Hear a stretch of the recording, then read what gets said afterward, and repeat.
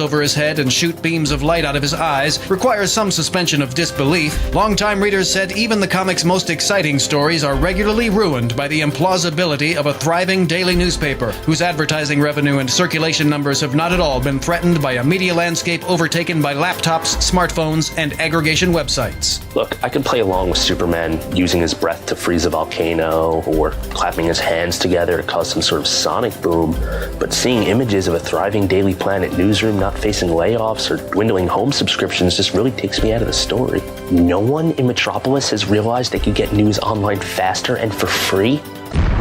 This is the Onion News Network. Our Matrix server is about as free as internet chat can be. Join the existing rooms or create your own at chat.freetalklive.com.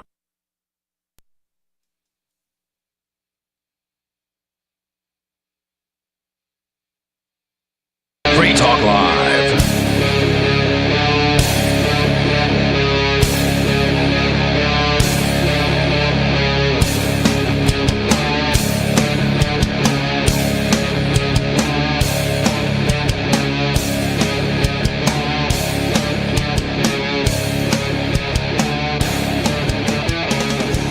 It's Free Talk Live. It's talk radio that you control. 603-283-6160 is the phone number for you to call. That's 603-283-6160. And with you in the studio tonight, it's me, Bonnie. Riley. And Nikki. And the first story that I brought up for us to talk about tonight, because we are a call-in talk radio show. We talk about what's going on from our perspective, and we allow you to call in with whatever is on your mind or what you think about what we're saying. And you can call that number at 603-283-6160. But the first story I brought in is from apnews.com. And the title is, Please Regulate AI. Artists push for U.S. copyright reforms, but tech industry says not so fast. So I titled the show, Dirty Hippies Call for AI Regulations. Copyright is just such a strange thing. You know, it kind of is, but a lot of people swear by it. A lot of people want their work copywritten, but it's interesting from a libertarian perspective that, you know, Ian says on the show frequently that you can't copyright an idea, or you can't protect an idea. It's impossible. Yeah. Ideas are just ideas. And so when you think about copyright, it's just interesting how we think that we can just say, well, this idea is mine and no one else can have it. If the human race, got wiped off the earth and then a new race of humans sprung up from, evolution or whatever, and they came up with the same ideas that some other humans had come up with before, it wouldn't take anything away from those people. But also, that would just be a natural occurrence, right? Yeah, you can assume a lot. And I think this a lot where I'll either be having a thought or I'll have an idea or I'll do something, and I'm like, I bet there has to be someone else in the world, or maybe hundreds of people that are doing the same thing or had the same thought or had the same idea. So I might think that my idea is unique, relatively so. But there's no way I'm the only or first person to come up with this thing. Right. And, I have the same thing where I think of an idea and all of a sudden someone else has the idea and they just get to it first or whatever. And it's just the way it is. It's timeliness, really. And one thing I heard that makes a lot of sense to me is that the mouth of God is the mind of people. And if God has a thing he wants someone to do, he's going to give them that idea. You'll feel like it's your idea. But if you don't take it, he might go give it to someone else if you don't act on it. So really, that's God's copyright. And the other thing about it is I just find it weird when people call it actual theft. It's not theft if you don't lose anything. Yeah. Yeah, or intellectual property. It's just, it seems like that's not... how does intellectual property even exist? It's funny because it doesn't make sense. The people who believe in intellectual property the most usually are less likely to understand their entire lives based on property rights, like actual property. Yeah, exactly. Well, you can't. If you understand property rights, then you would have to realize that intellectual property is not. It doesn't make sense. Yeah, there's this scandal in pop music. There's an artist I like named Marina and the Diamonds. I guess she just goes by Marina now. And there's this other artist I like named Charlie XCX. And one day, this was 2015 or something. This was a while ago. one day Charlie posted they're both from the UK and they're both pop stars, like with similar fans of music. And one day Charlie posted a photo shoot that was like neon colors and maybe like fruit in the background. And Marina, which was just totally jumping the gun and kind of disappointing, commented, "Wow, that fruit looks familiar, ... And then went and posted on Twitter, like, copying an artist's intellectual property is literally theft. No, Please respect fellow artists." First of all, not literally theft. Yeah. Second of all, Marina, it was Marina that was telling her that she was stealing her property. Okay. You are not the first person to do a photo shoot with fruit. Yeah. Right. And so it's just interesting that they think that, you know, their property is stolen, but they're not losing money, are they? They're probably not losing absolutely anything. Well, and it's like you can't have a monopoly on like photo shoots with fruit. Yeah. That's crazy. And you know, so many people before you have done a photo shoot with fruit. Yep. And it's not an entirely unique thing. Yeah. And what turned out happening, it's so embarrassing for Marina, to be honest. What turned out to be the case, Charlie came out to defend herself, and she was like, I wasn't trying to do anything. I did look at the pictures Marina was referring to, and unfortunately, they do kind of look similar, but I was working with this photographer, and it's the same one that Marina had worked with, and they kind of take a creative direction. Yeah. So it sounds like it's his. Yeah. You know, that's like his style. Mm-hmm. It has nothing to do with her. It has everything to do with the actual, like, photographer, you know? And that's just so embarrassing. I just always think it that. is, yeah. That makes her look really, it just doesn't make her look good. Yeah. You know? And we see this with artists a lot, particularly like, you know, music artists, where, I mean, it's just, you know, there's only so many guitar chords, right? Like you can always come up with something unique, but to a certain extent, like a lot of drummers are going to come up with the same or similar beats. And not only that is like, as a musician, like you're constantly drawing from inspiration. I mean, just in general, not even in music, like in any kind of art or any kind of, you know, if you're an author or anything at all, you're constantly drawing from inspiration from people that came before you. I mean, like that's how rock and roll was created. Like first we started with like, you know, they took it from, you know, like blues music. And then, you know, we had Chuck Berry, and then there was the Beatles, and then, you know, there's Led Zeppelin. So it's like all of those artists were taking from the music that they grew up with and that inspired them. And that is just a natural human experience. So to say you want like to copyright this entire thing that is like very broad, it's like, it's just, it doesn't make sense, you know? Everyone's personalities would be like theft of everybody they knew in their life. Exactly. Yeah. And I think the argument for intellectual property is made because people say, well, this is my idea. This is how it came about, so therefore I own the idea. And yet, at the same time, you know, if you're writing a book, let's say, and you are writing a story and someone else has a similar story, did they really steal your idea? Not really. I mean, they may have lifted some ideas from your ideas, but, you know, every author is going, like Nikki said earlier, we're all building on each other. So let's not worry about intellectual property today. And that's kind of how people, you know, move forward, is building on each other, and then like, oh, I'll take this idea and make it like a little better in this way. Yeah. And it's like, where does it start and where does it stop? Yeah. You know? It's like when people are like 12-year-old girls and they accuse their friends of like, she's copying me. It's literally happening. Like, it's the same thing, and it's embarrassing that adults are still doing this. You know, it's like, oh my gosh, you wore a skirt today? I told you I was going to wear a skirt. You know what I mean? It's like, grow up. Like, what do you, like, what is this? I don't know. It's just, to me, like, if you're a successful person and if you're, you know, if you're doing these big, bold, unique things, you shouldn't worry if other people are copying you, because wouldn't you, you know, like, if you're so great, like, you should be doing it better than them. You know what I mean? Right. Yeah, and exactly. Also, you should be continually doing new things too. Like, a huge thing I see come up a lot on, if I'm just like mindlessly scrolling YouTube or Instagram or something like that, sometimes Twitter, is somebody who makes things claiming that a bigger, a place that's more like fast fashion copied their like purse design Yeah, or probably. Yeah. clothes design, and they probably did. But the thing about it is, so like they're making it cheaper and faster, and people are buying it cheaper because those people have the ability to do it. You only have the ability to make like handmade, nice version of it.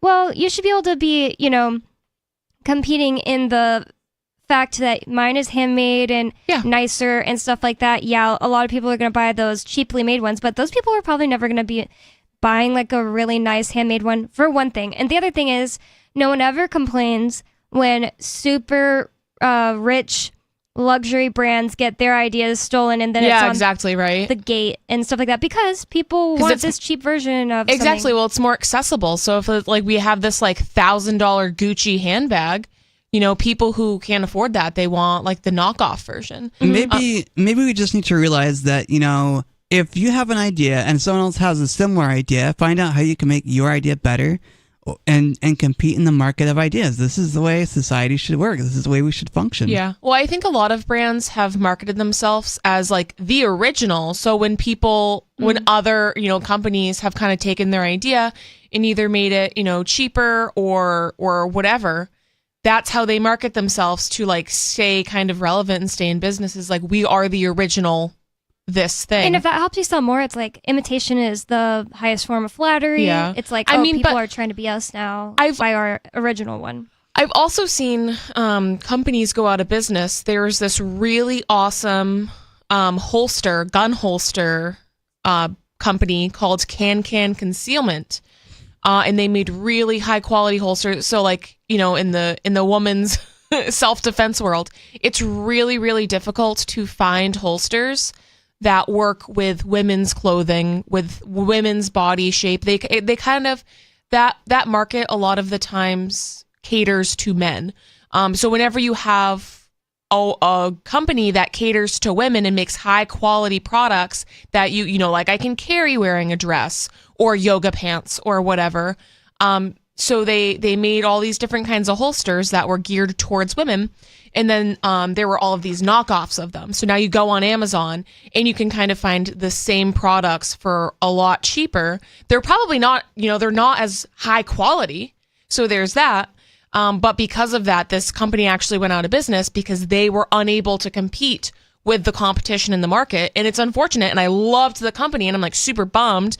Now I have to like scour eBay to find, different holsters from this company. But unfortunately, like that's just the way the market works. Mm-hmm. Like, it sucks for that company, for Can Concealment, because they had an awesome product, but they weren't able to compete in the market. And the market spoke and was like, we don't care about quality. We need it to be cheaper. Yeah. The vast majority of people were clearly like that was more important to them. Controlling the market is much more evil than, one company going out of business that for whatever reason couldn't compete. But I mean, like, I don't really understand why. Like, why couldn't they do new ideas / try to make their product Well, they cheaper? didn't, and that's why they went out of business, right? And I mean, companies go out of business all of the time because they are either unable to stay relevant, they're unable to like develop and come up with new unique stuff. There's a million different reasons why your company could go. Like, I have a business. I have a couple businesses. My business could go out of business if I can't compete in the market. You know what I mean? Like, if I can't sell my yoga classes, then, if I'm not a good enough yoga teacher, or if I don't have good enough marketing skills, or if I'm not willing to invest enough into my company, there are a million other yoga teachers. Or I could totally go out of business. In learning new yoga techniques or new ideas in yoga, working with yoga. Yeah. New things to add to your yoga experience. Yeah, right. Like if I have these stale classes and I'm doing the same thing every week, like, you would be smart to go to a different yoga instructor. Absolutely, you know what I mean? It's just like not everyone who wants to have the same exact type of business needs to be in the market. Like, do we need a 10th pizza place in Keene, New Hampshire? Probably not. Like, it probably wouldn't survive. There's like a bunch of pizza places. But if there's the demand, you might think that because maybe you don't value that. But if everybody else in Keene values this pizza, I could be wrong. It's just the first thing that came to my mind. But my point is really like we wouldn't value that. Like I'm not going to go to any of the pizza. There's only like one pizza place I want to go to in Keene that already exists, right? And I'm giving my money to that company. Buffalo Wild Wings would be nice here, but that's just me. Yeah, but also like in this market, I think Buffalo Wild Wings would thrive. I wouldn't Keene, even, you know what I mean? mind a Buffalo Wild Wings because they have a lot of stuff that they make without seed oils, Oh, which is so that'd be great. surprising. So, but Bonnie, like for us, like we value that sort of product. We value a product without seed oils, so we're gonna, make visiting those restaurants more of a priority. I would say the vast majority of people don't care about that.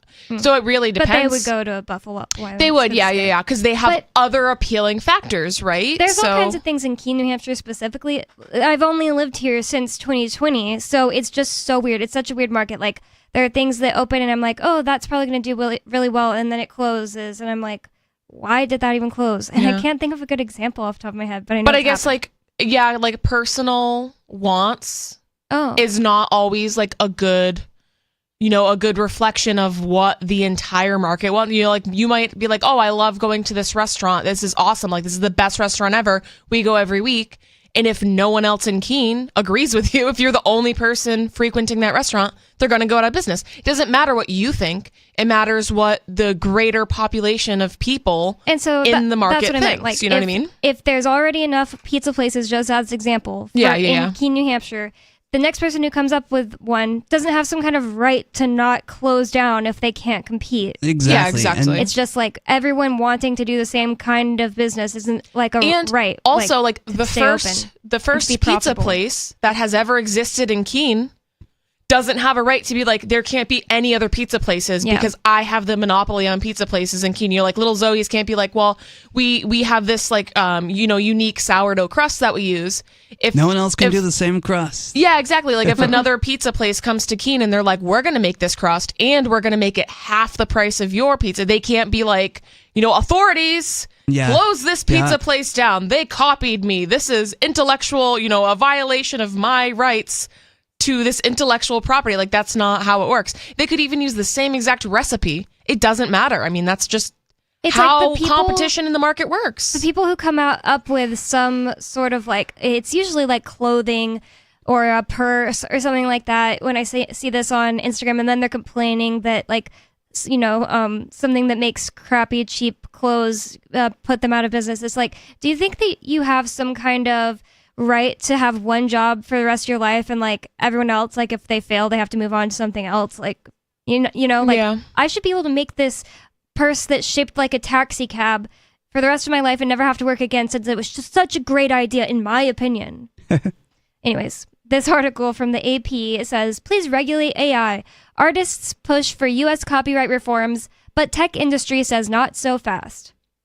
And it's by Matt O'Brien. It says, country singers, romance novelists. That's funny. I seriously didn't. I might have read this the other day when I pulled this up, but I don't know why. When you were saying about authors, Riley, I was like, yeah, romance novelists, that's like the same stuff over and over and over again. Yeah, it really It is, It's yeah. a very similar story. And of course, they But are- clearly, I mean, that is such a popular genre Oh, of for music. sure. I mean, of music, of books, you Right, know what I it mean, is. of literature. But they're So all clearly- similar stories. They are. No, it's complete crap. I mean, in my opinion, Yeah. but clearly in a ton of other, women's opinions, they love that. It doesn't matter if it's the same book over and over again. They want the smut aspect of it. You know what I mean? Yeah, I have never been into romance novels, but just I follow this one girl on YouTube, and she is more like sharing like her life with you, but she'll always tell you like what she's listening to and talk about it for a while. And I'm like, first of all, it all sounds the same. Second of all, I just can't put myself in the position to want to listen to that. But yes, there are tons and tons of people I hear talking about, like what's her name, something Hoover, Colleen Hoover. She writes like romance novels, and they all sound similar, and they're crazy popular. Yeah. But it says, country singers, romance novelists, video game artists, and voice actors are appealing to the U.S. government for relief as soon as possible from the threat that artificial intelligence poses to their livelihoods.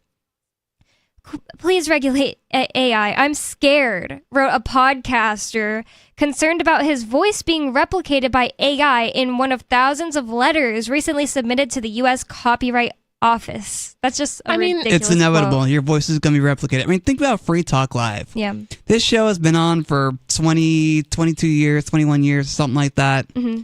Ian's voice will be replicated, Mark's voice will be replicated, some of the hosts' voice will be replicated. It's just going to happen. And it's just like, if you can't compete with an AI podcast, like I've listened to some that have come out and they're just total crap in my opinion. Ian's always like, it's so impressive. Yeah, it's impressive that a robot did that, but it's not like, oh, let's listen to this instead but a human being creating that is still more, it's still better. Currently. Maybe one day it won't be. Humans are going to provide more of an authentic touch to things, and maybe that's how we'll compete in the market, is we'll provide an authentic touch instead of just regurgitating interesting conversation. It's like, why do you care what a robot pretends to think about a thing? If you're interested in listening to like somebody's like political opinions, the robot's opinions are, I feel like it's not important. But so we're going back to like uniqueness, right? So if like basically what an AI does is it collects a bunch of data from like the internet or wherever, like you feed it data and then it creates a thing. But if you have a genuinely unique thought, or if you're genuinely like doing something different, AI can't come up with that because they don't have access to that yet. They can copy you after the fact. Yep. But let's also think about the fact that he's a podcaster. Like, how many podcasts are on the internet? Like, the idea that they're specifically going to want to make your voice doing a podcast when they can just make up a new voice, or just, use Joe Rogan's voice. Well, for all I know, it is Joe Rogan, but I doubt he's writing them saying, please regulate AI. I'm scared. I don't think Joe Rogan's scared. I don't think Joe Rogan would be I think he'd be more curious if anything, really. Yeah, I mean, and the thing with Joe Rogan is, right, he has literally the most popular podcast in the world. Yeah, he does. So I doubt he's scared of it. You know what I mean? Like, he's not afraid of competition. How many podcasts are there? Like, millions? And Joe Rogan is the best. Yeah. So, I don't know you know if what I he's mean? afraid of competition. Like, I don't listen to him or anything like that. I don't know, but I doubt he would be, considering he has been like the #1 podcast for years. I just doubt he would be scared. And there's millions like, of other podcasts, you know what I mean? Like, clearly in the market, he's currently winning. And he has already made so much money he could just stop right now. Yeah. But so that just means that some random podcaster wrote the U.S. Copyright Office saying he's scared. It's like, your podcast could just start failing at any moment. Like, yes. You could say something that someone doesn't like, and they're like, cancel this dude. It's crazy. Cancel culture, right? Yeah. You don't have some kind of right to not have your podcast fail. Like, that's ridiculous. No, and this is the thing, too. Like, what we were literally just talking about, like, in the market, it's like your business could fail for any reason, and you can't necessarily blame that on AI or on, China knockoffs. Now, coming back to this podcaster guy, I do have a podcast. But at the same time, I'm not worried about AI taking over my podcast or ruining my podcast or people no longer listening because there's an AI replicating my podcast for me. I'm not worried about it because, maybe it would make my life easier to have an AI do my show. Yeah, you could employ an AI, right? Exactly. Utilize that technology. On days where like I couldn't get anyone to come in, I could do first chair. We have our robot. Yeah, a robot could be on. I still wouldn't give it rights. No, I'm just kidding. 603-283-6160. What do you think about all this? It's Free Talk Live, and you can call in at 603-283-6160. More coming up.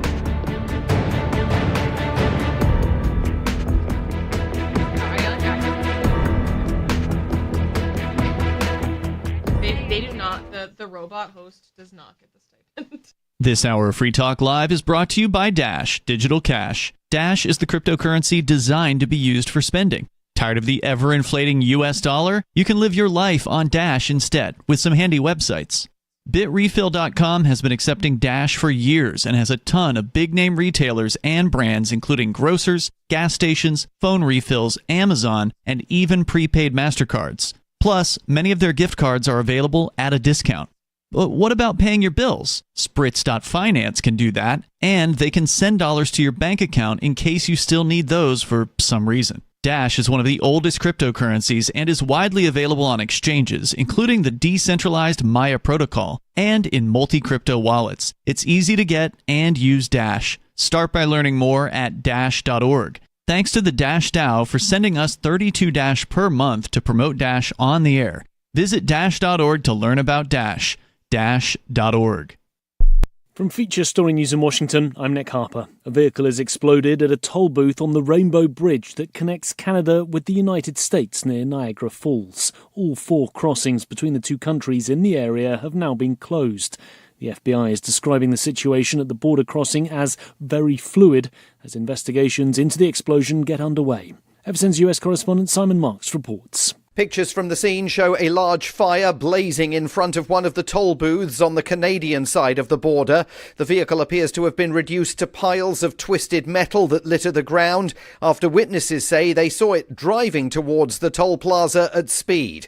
The area is now being evacuated, and New York Governor Kathy Hochul says state police are working with the FBI's Joint Terrorism Task Force to monitor all points of entry to New York. The incident took place on the eve of Thanksgiving, America's busiest travel season of the year. Simon Marks, Washington. Families in Israel are awaiting to find out if their loved ones are part of the newly agreed hostage release. Starting on Thursday, Hamas plans to free 50 hostages from Gaza over the next 4 days, in return for 150 Palestinian hostages who are being held in Israel. The agreement will also see a pause in fighting for a 4-day period. FSN Sarah Coates reports from Tel Aviv. There are still a number of foreign hostages being kept inside the Strip, and none of their names have been mentioned on this initial hostage release deal. So, of course, there certainly will be more pressure to continue this, for more days to happen, more ceasefire days to get more people out. We do also need to remember the role of the International Red Cross there. It will be facilitating the transfer of these prisoners. Meanwhile, the United Nations has welcomed the agreement between Israel and Hamas, but it's warning that more is needed to ease the suffering of people living in Gaza. FSN's William Denslow reports from UN headquarters in New York. In a statement, a spokesperson for the United Nations Secretary-General said this deal was an important step, but more is needed to be done. That was a message reiterated at a UN Security Council meeting on Wednesday. The Executive Director of UN Women says around 67% of the more than 14,000 people estimated to have been killed in Gaza since October 7th are women and children. The Executive Director of the UN's children's agency UNICEF said roughly 1 million children in the Palestinian enclave are food insecure, and that Gaza is the most dangerous place on earth to be a child. The ousted CEO of OpenAI is returning to his role after he was reinstated by the board. Sam Altman had accepted a job at Microsoft, but almost the entire workforce at OpenAI threatened to quit, leading to the board reinstating him. From bureaus worldwide, this is FSN. You can stick it to the man and big tech. Join our FTL social mastodon at social.freetalklive.com.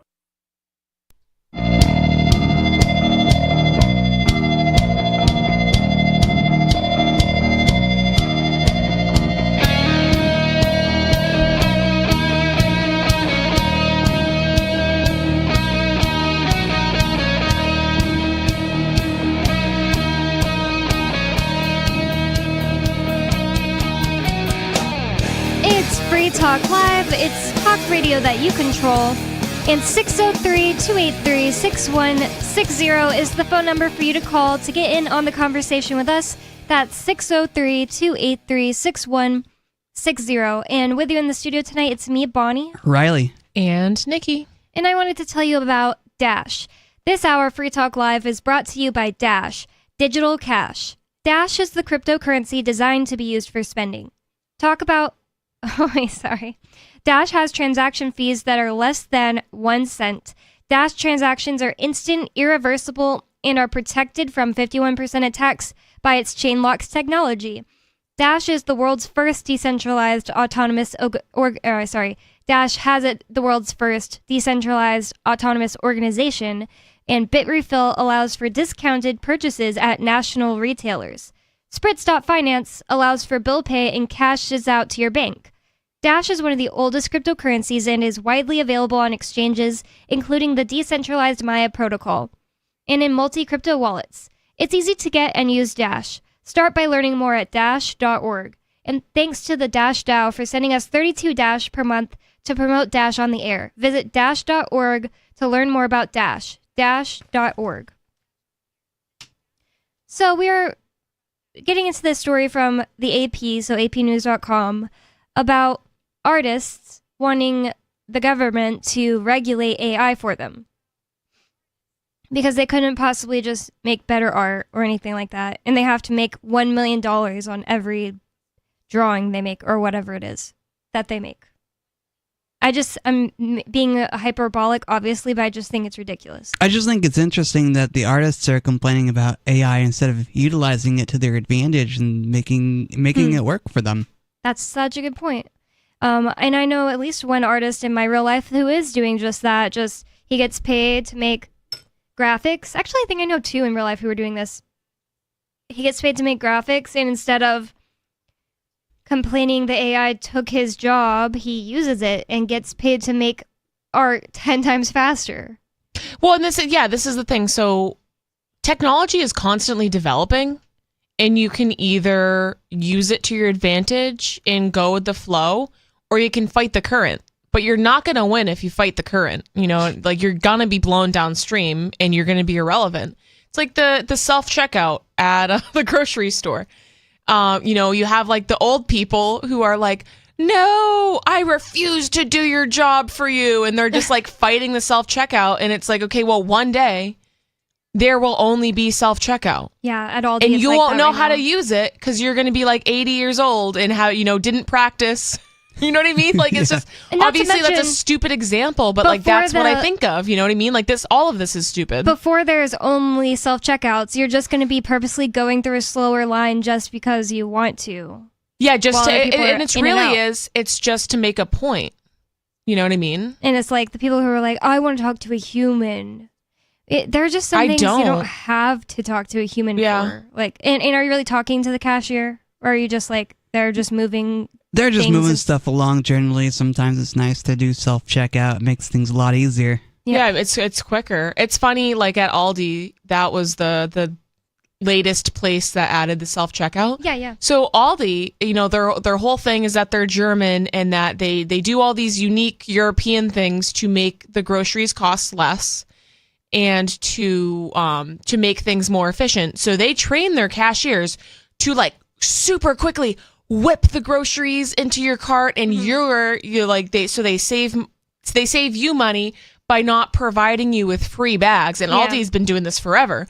So you have to, pay your 25 cents for the grocery cart, and then you have to bring your own bags or buy bags from them. Mm-hmm. So I'm saying like either way, you had to bag your own groceries. Yeah. Like it's not like, you have to do everything now. All you have to do is scan it. You know what I mean? Yeah. So it's like, to me, it's almost easier in that setting to bag my own groceries. The only reason it's ever like, I feel like, now we're just talking about bagging groceries more than like this actual topic, but the only reason I ever find it more convenient to go to a person is when I have a huge full cart. Like I went to Hannaford the other day for Thanksgiving shopping and going through the self-checkout. Even if they didn't have a limit, I think it actually is like 10 items or less, but even if they didn't have a limit, I would have gone to the people where I can just put it all up there and let them search through and get it. But I'm just talking about checking out groceries at this point. So let's go to your phone calls and thoughts. Unscreened caller, what's your name and what's on your mind? Yeah, this is Ed in Utah. I've talked to you before, Bonnie. Hey. In case you didn't remember, folks, and that's a lot of people, not just the younger generation, today is the 60th anniversary of the killing of John F. Kennedy. Oh, yeah. Forgot about that. Yeah. I'm telling you, in my younger years and years back in the 70s, even in the 60s, of course, right through the 90s, every, major hurdle of that, like a milestone, 35, 30 years, 40 years of the JFK, it was always marked, always talked about. This was a very big thing for those of us alive during the assassination of John F. Kennedy. And so the reason I called about this, have any one of you heard of the book Final Judgment by Michael Collins Piper? No. I have not. Okay, that book came out in 97. those of us who have read it have said it's the last word on the JFK. Of course, you're going to have a lot of people saying, oh, well, there's Jim Mars, there's this, there's that. Yeah, a lot of contributors. All good. But most people in my generation remember Mark Lane. Maybe you've come across him. Very famous author and attorney. Very involved politically, this man. Mark Lane wrote Rush to Judgment, the first groundbreaking book on the JFK assassination. And he's the one that nailed the Warren Commission. However, he didn't have a conclusion, a final conclusion on, quote, who did it. But when Michael Collins Piper came out with Final Judgment in 1997, the great Mark Lane said, Michael Piper has pinned the tail on the donkey.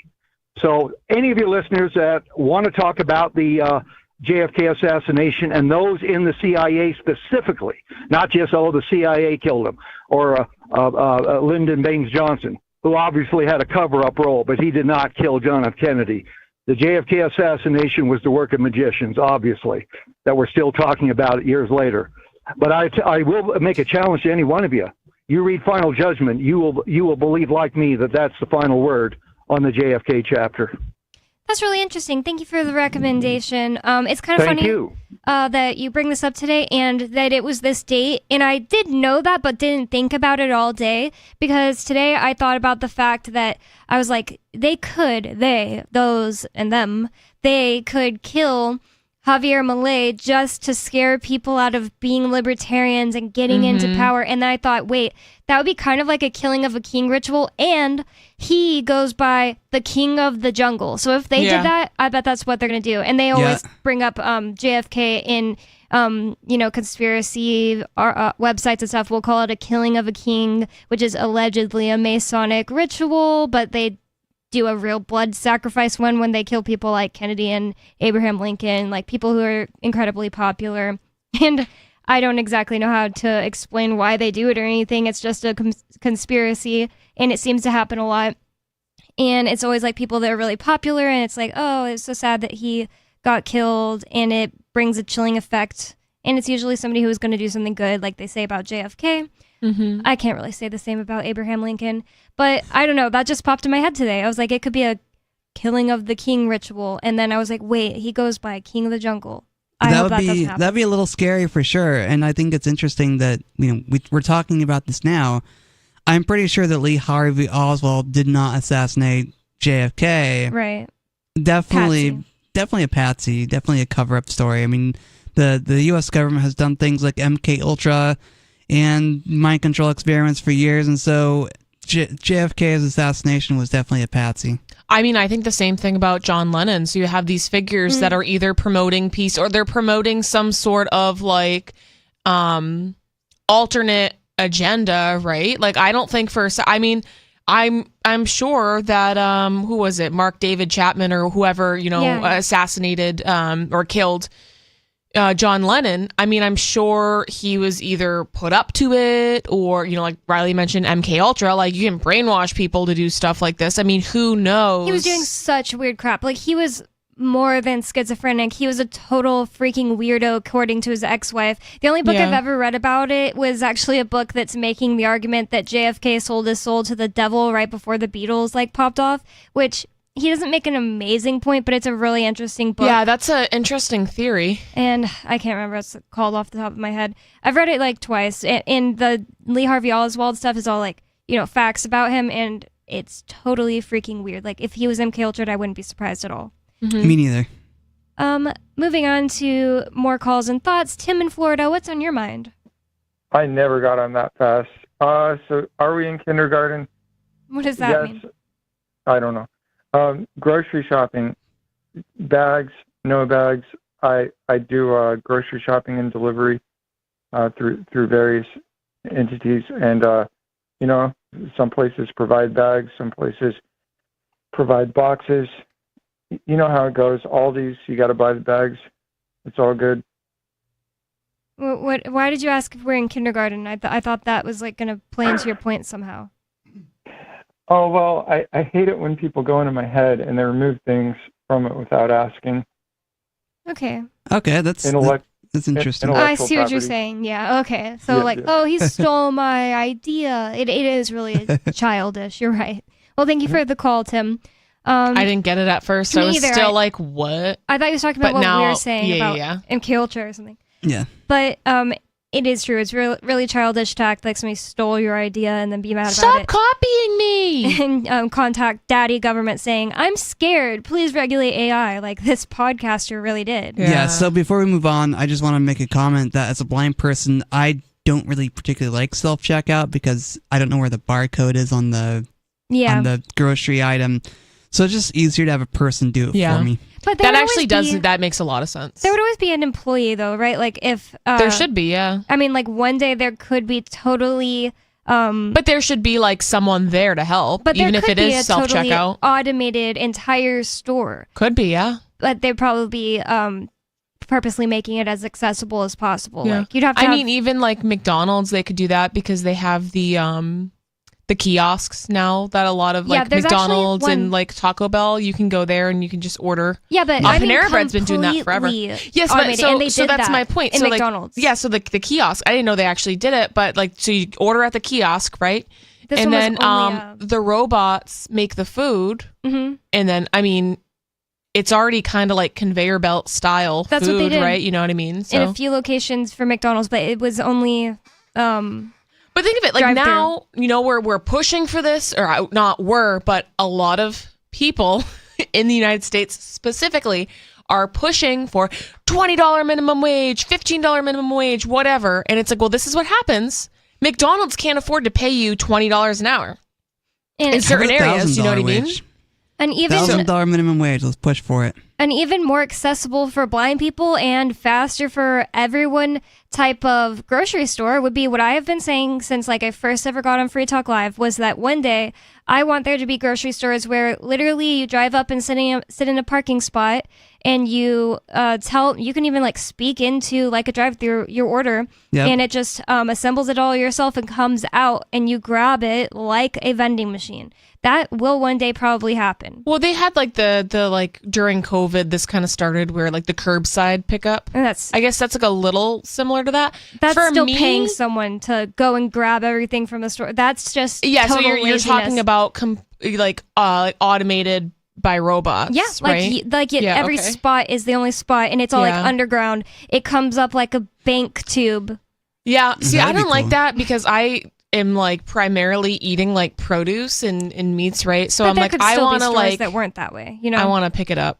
right? but- And I wouldn't want to. I also don't like from a place grocery like shop. that. Yeah, so like I also don't like grocery shopping. So I'm like, I will go to so many different farms and that's to the thing. avoid grocery shopping. I you know love what grocery mean? shopping. It's fun to me, but I still would love for that to exist for days where I don't feel like looking good. Yeah. I don't feel like walking around or whatever, and I just need to go grab something really fast, or I'm like really in a rush. Like today, I realized we were running out of something. I had to send my sister to go grab it right before work. Would have been much easier to sit in the parking spot and have it shoot up like a bank tube like they have. I don't know what you call those things.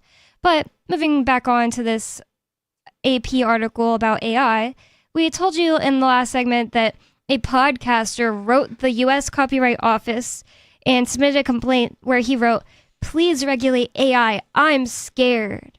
And it says, technology companies, by contrast, are largely happy with the status quo that has enabled them to gobble up published works to make their AI systems better at mimicking what humans do.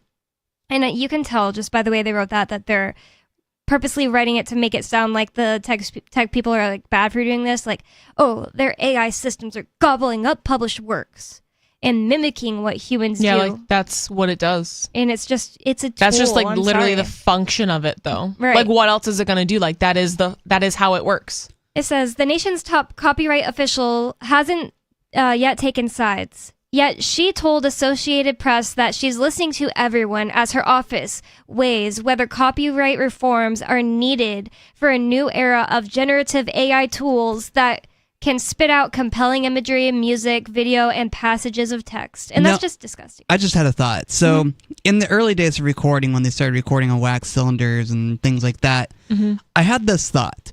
So, could you imagine the musicians of the late 1800s, early 1900s suddenly be like, we can't have these recordings of music everywhere being broadcast over a radio or whatever, or put on a wax cylinder, because then no one will come listen to us live. Yeah, that's a good point.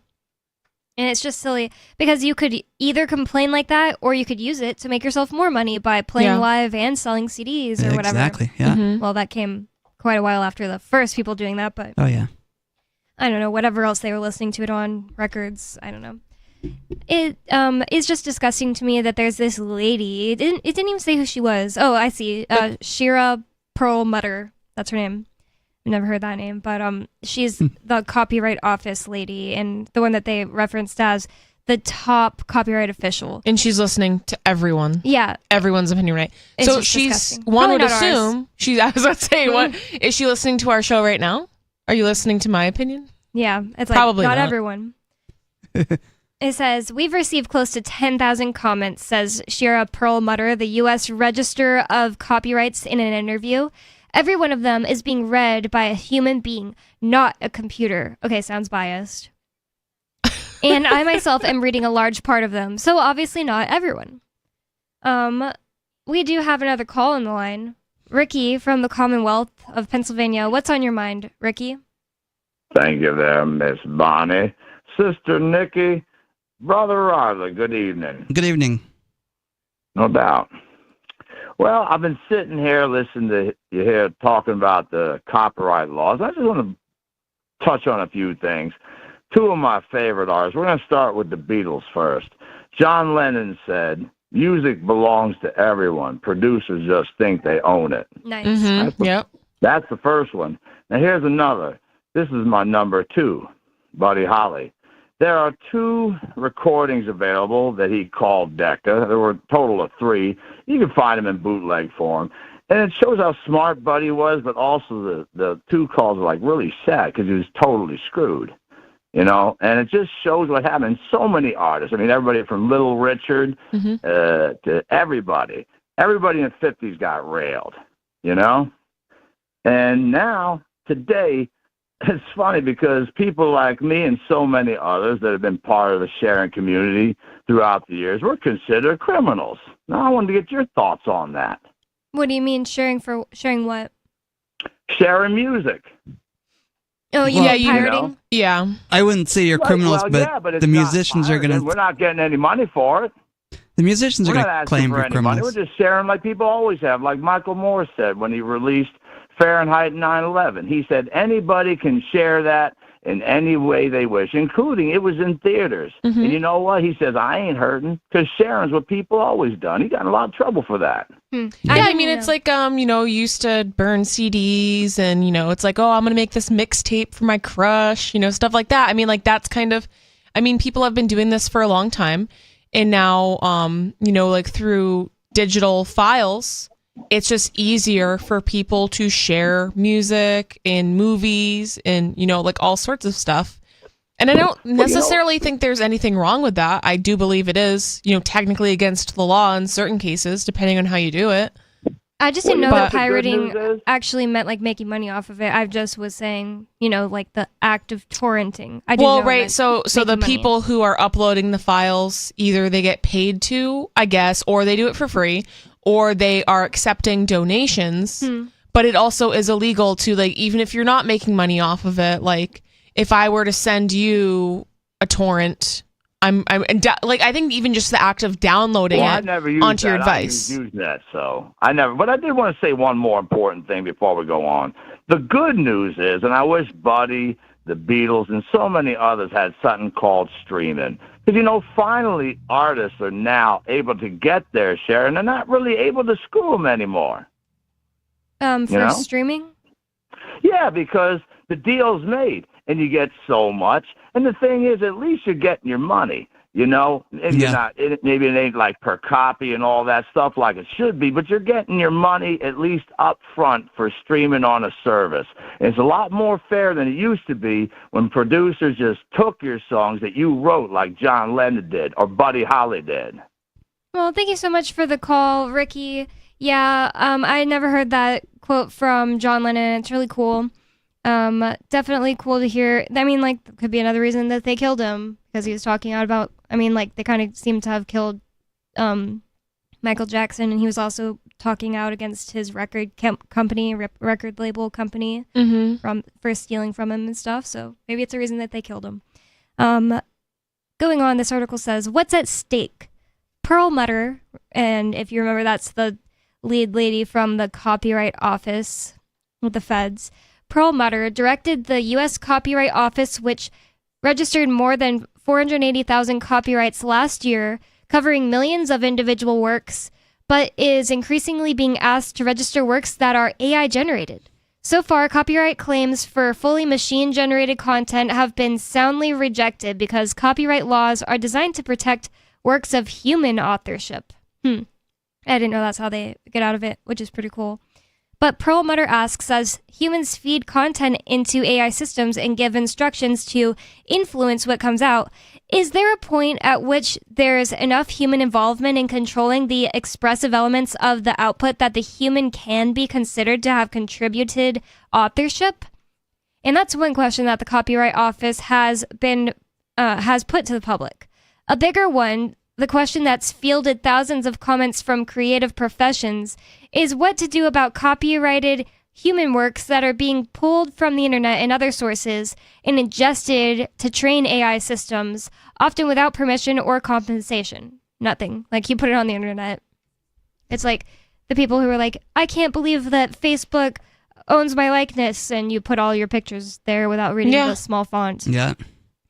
It says more than 9,700 comments were sent to the Copyright Office, part of the Library of Congress, before an initial comment period closed in late October. Another round of comments is due by December 6th. After that, Pearl Mutter's office will work to advise Congress and others on whether reforms are needed. But what are the artists saying? Addressing the ladies and gentlemen of the U.S. Copyright Office, the Family Ties actor and filmmaker Justine Bateman said she was disturbed that AI models were ingesting 100 years of film and TV in a way that could destroy the structure of the film business and replace large portions of its labor pipeline. I don't think so. I don't think I that also will think happen that's either. I don't think that's going to happen. And also, like, says who? You know what I mean? Like, that just sounds like... How do we know that more jobs aren't going to be created because of AI, and more artists are going to be able to do things because of AI? Yeah, things you can do for... Yeah. Like, you used to have to get all this plastic surgery done to your face. Maybe now they'll use AI to make it look like you had a nose job so you can get hired for more jobs. Yep. 603-283-6160. And besides, like, the TV and film companies right now are ruining their own lives by striking. 603-283-6160. There's more coming up. It's Free Talk Live.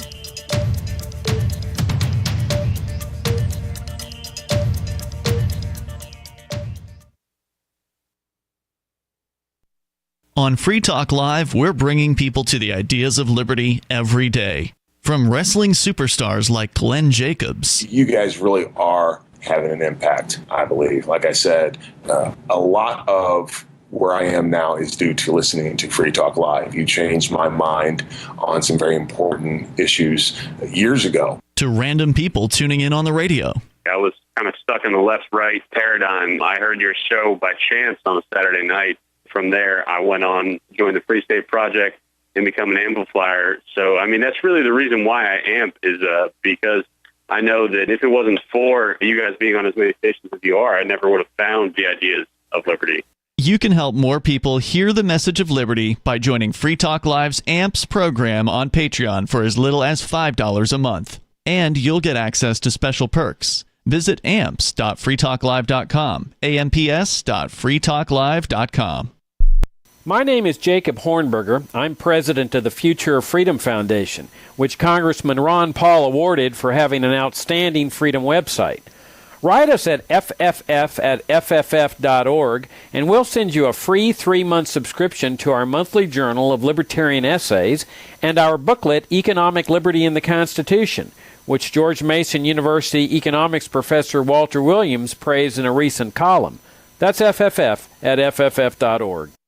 What if you want to hear the latest episode of Free Talk Live, but all you have is your phone, you forgot to download our archive, and you have no data connection? You can call our Listen line at 641-793-0191. That's a long-distance number, so you may incur charges. If not, listen as long as you want. 641-793-0191. The Free Talk Live listen line, 641-793-0191. You're listening to the live edition of Free Talk Live. Hour number 2 is next after the news here on the Liberty Radio Network at LRN.FM. From Feature Story News in Washington, I'm Nick Harper. A vehicle has exploded at a toll booth on the Rainbow Bridge that connects Canada with the United States near Niagara Falls. All 4 crossings between the two countries in the area have now been closed. The FBI is describing the situation at the border crossing as very fluid as investigations into the explosion get underway. FSN's US correspondent Simon Marks reports. Pictures from the scene show a large fire blazing in front of one of the toll booths on the Canadian side of the border. The vehicle appears to have been reduced to piles of twisted metal that litter the ground after witnesses say they saw it driving towards the toll plaza at speed. The area is now being evacuated, and New York Governor Kathy Hochul says state police are working with the FBI's Joint Terrorism Task Force to monitor all points of entry to New York. The incident took place on the eve of Thanksgiving, America's busiest travel season of the year. Simon Marks, Washington. Families in Israel are awaiting to find out if their loved ones are part of the newly agreed hostage release. Starting on Thursday, Hamas plans to free 50 hostages from Gaza over the next 4 days, in return for 150 Palestinian hostages who are being held in Israel.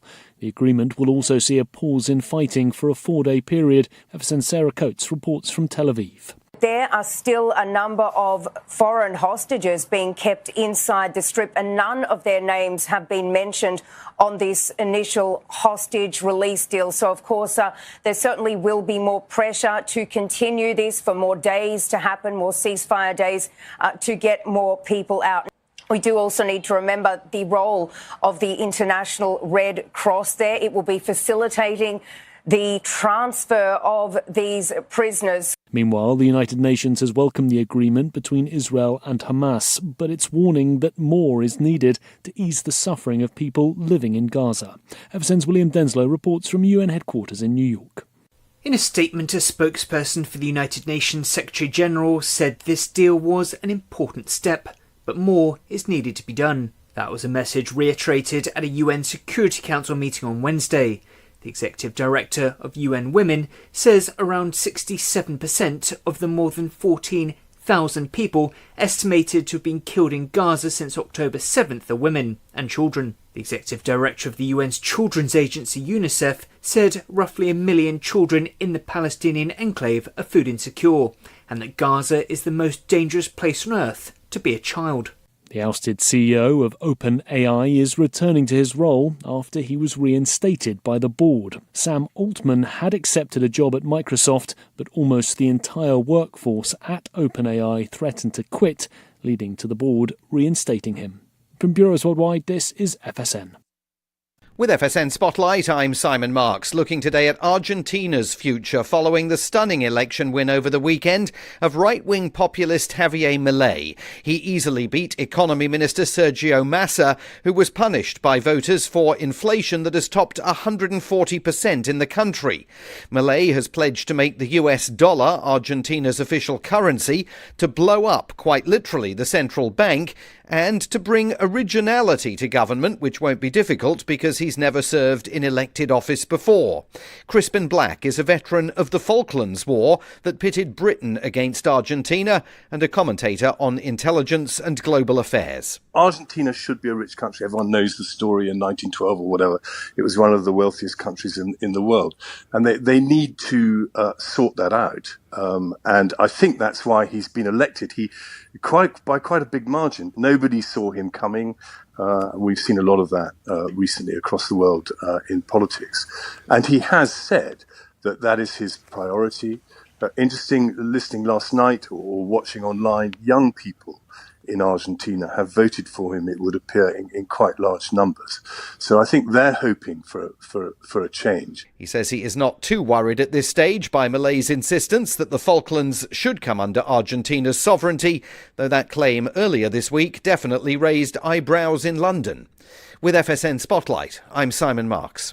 And the main news again, a vehicle has exploded at a toll booth on the Rainbow Bridge that connects Canada and the United States near Niagara Falls. Families in Israel are awaiting to find out if their loved ones are part of the newly agreed hostage release, and the ousted CEO of OpenAI, the maker of ChatGPT, is returning to his role after he was reinstated by the board. There's more from us on X at Feature Story. That's Feature Story News. Nick Harper reporting.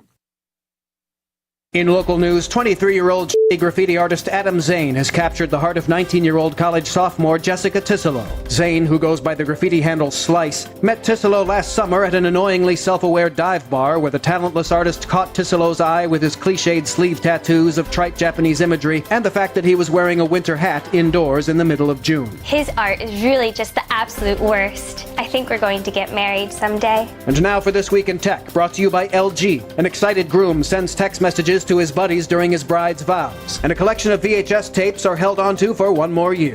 In other news, a burglar makes sure to crack the glass on a family portrait before leaving. There's nothing in the employee handbook about groping dead co-workers, an employee says, and a report finds that nobody's heard from David Blaine in a while, so somebody should probably check to see if he died in one of those things. Mere seconds have passed, yet we feel as though we've known you 1,000 lifetimes. For more, visit theonion.com/newsbeat. This is the Onion News Network. Don't miss a moment of Free Talk Live. Get our archives daily via our podcast at feeds.freetalklive.com.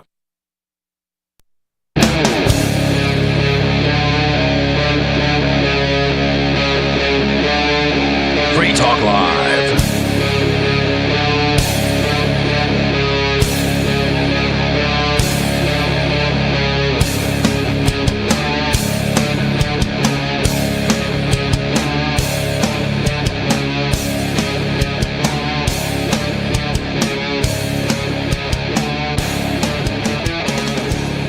Free Talk Live. It's talk radio that you control. 603-283-6160 is the number you can call in to get in on the conversation with us. That's 603-283-6160. And with you in the studio tonight, it's me, Bonnie. Riley. And Nikki.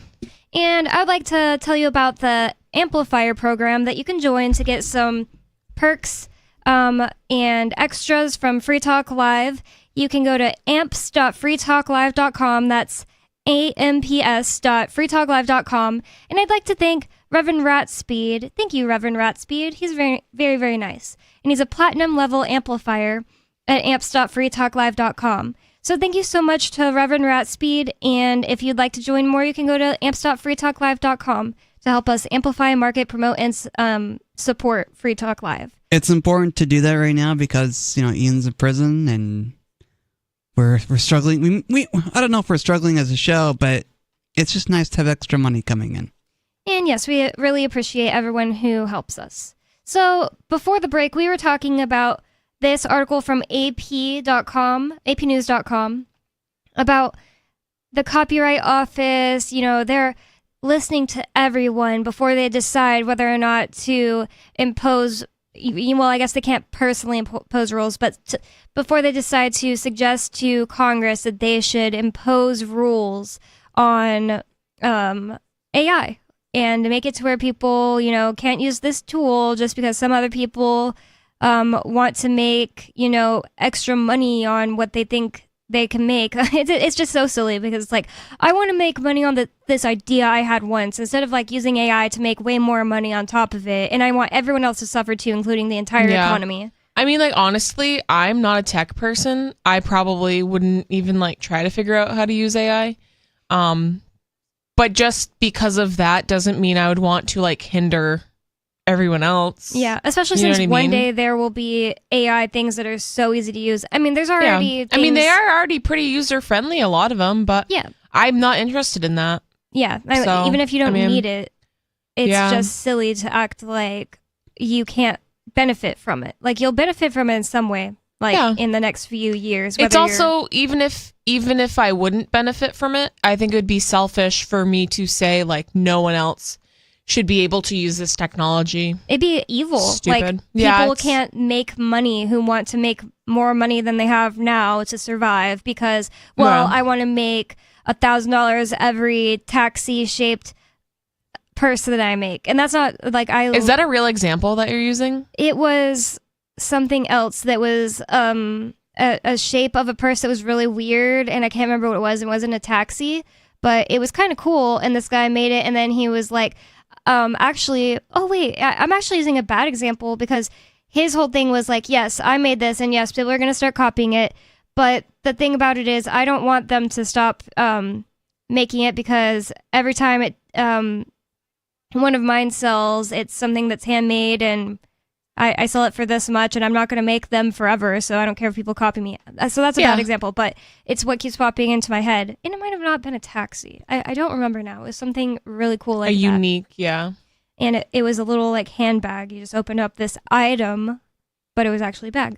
But yeah, it's like something that's, I'm just using it as an example, as something that like you think that no one else could ever create, but somebody else might literally think of that idea, or they just see your idea and they copy it because they can make it way cheaper with their factory that they put up the capital to make. Like, I'm sorry they did. But Bonnie, here's the problem we have with AI. It's going to take over the world and demolish governments and demolish society. Cool. I would love if it demolished governments. But I feel like it's not going to do that because they're going to work together. I think the AI and government will work hand in hand together and make the government more tyrannical. I mean, great. Think about the Soviet Union and how tyrannical that was. It's going to be more tyrannical with AI in charge.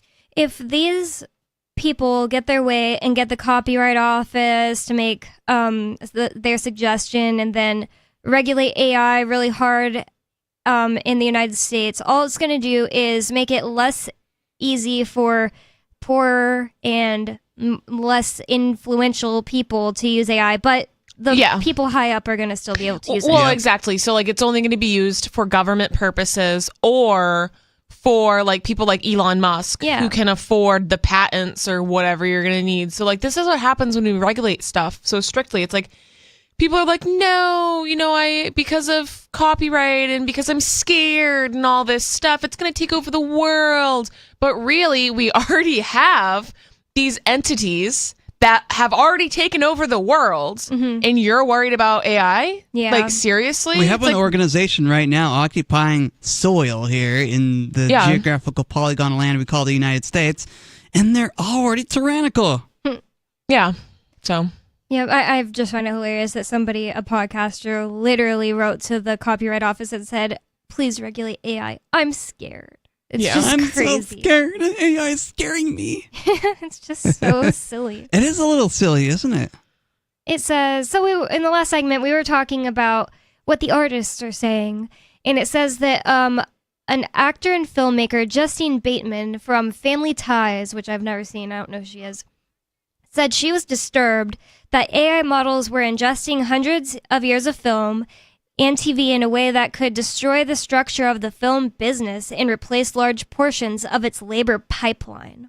Yeah, I don't know if it's going to... It's impossible to destroy that, and I could totally see like these movie producers and stuff like that using AI to their advantage to further develop. I mean, think of like CGI and like all of these like special effects and stuff. Like, watch movies from the 80s. The special effects sucked. Like they were not very good at all. And then look at present day movies. It is amazing the things that they can do with this software and with these like video editing techniques that they're using. I mean, it's like so insane the things that they are capable of doing using this sort of technology.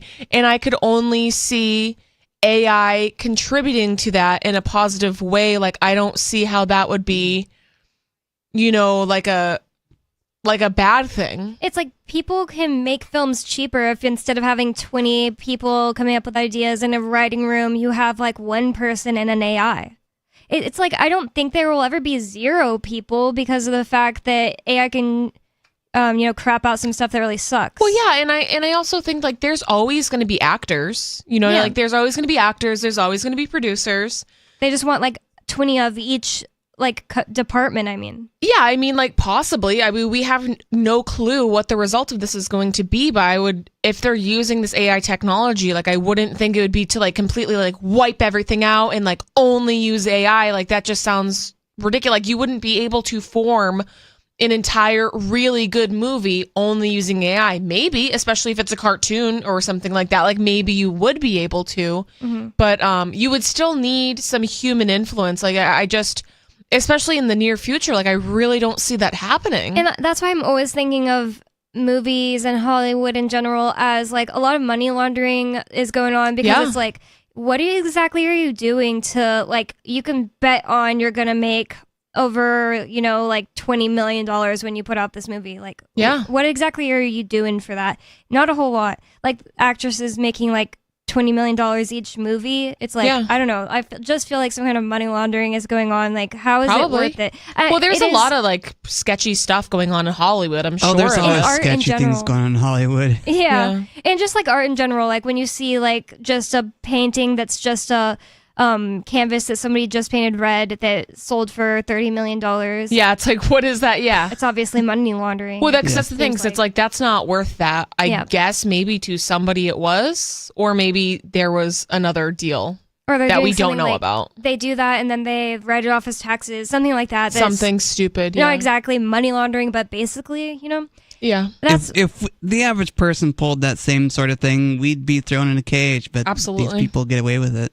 And it's like, people get... It's the elites in society that get away with stuff all the time. People get annoyed when it's, like, one pop song has, like, 50 writers on it, but no one cares when it's a movie. And it's like, for all you know, like, a couple people did all the work, and, like, the other people were sitting in the room, and they're getting paid for it. It's just, I don't know. Yeah. It's weird. It always seems like it's a lot of people. Do you really need that when you have AI?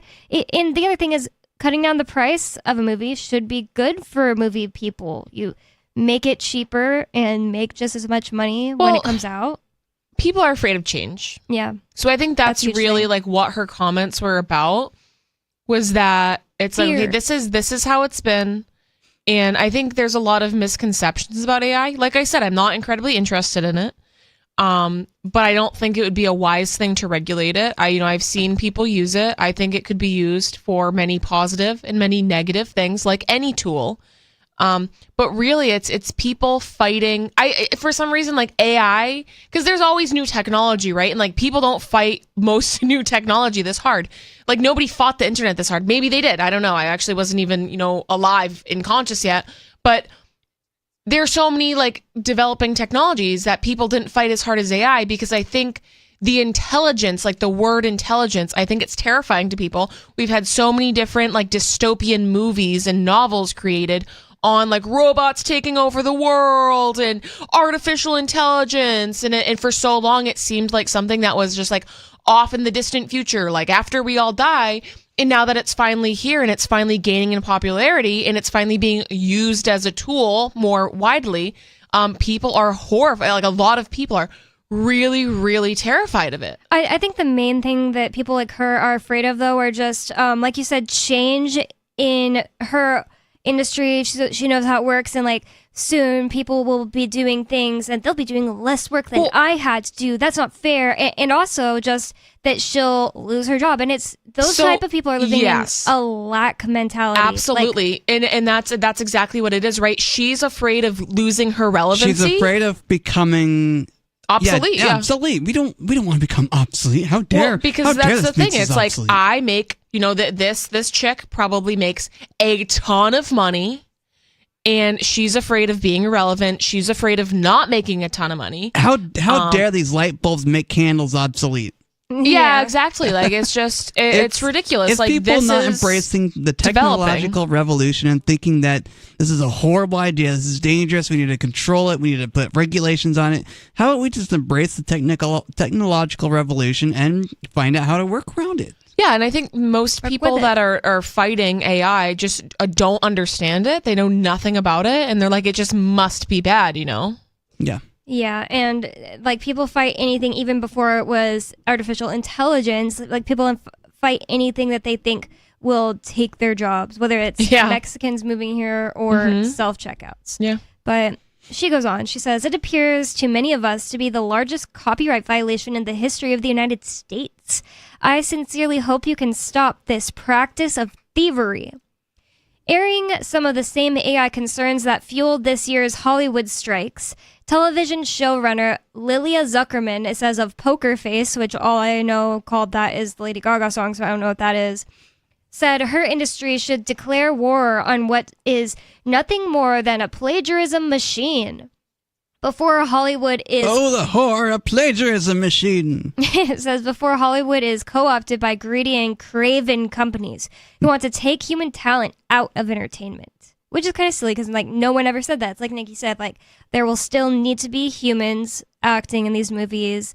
And like I said, just because there are probably going to be fewer humans necessary to the making of a movie now, doesn't mean there will be zero. Like, if people love the human element, and definitely when artificial intelligence or AI becomes more relevant in society, people will still want that human element. Yeah, I think people will so too. still want to hear a live musician. Like, this is so relevant.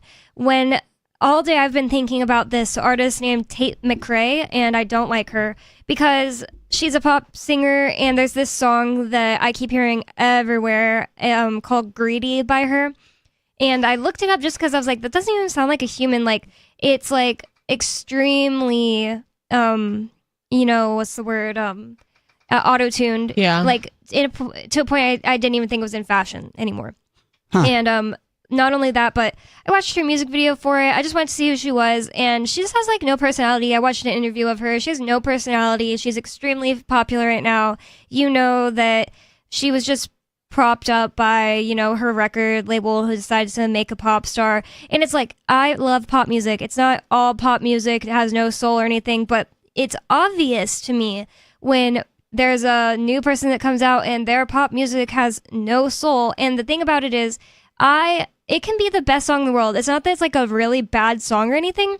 It could be the best song in the world, and I will still not listen to it if you can't sell me the personality. Like, that's a huge thing for pop music. I don't know about really as much other genres. Like, do people care about the pop music of their other, like, bands or whatever? I mean, the personality of their bands as much? I don't know. But it's a huge thing in pop music, and it annoys me that people will just, like, consume her music because they heard it on TikTok and want to be they want to be popular because they listen to Tate McRae like everyone else, instead of, she's not likable. She's just not. But she'll probably be popular for a while, but she won't be, she'll never be Britney Spears because people Swift. love her. Yeah. I hate Taylor Swift.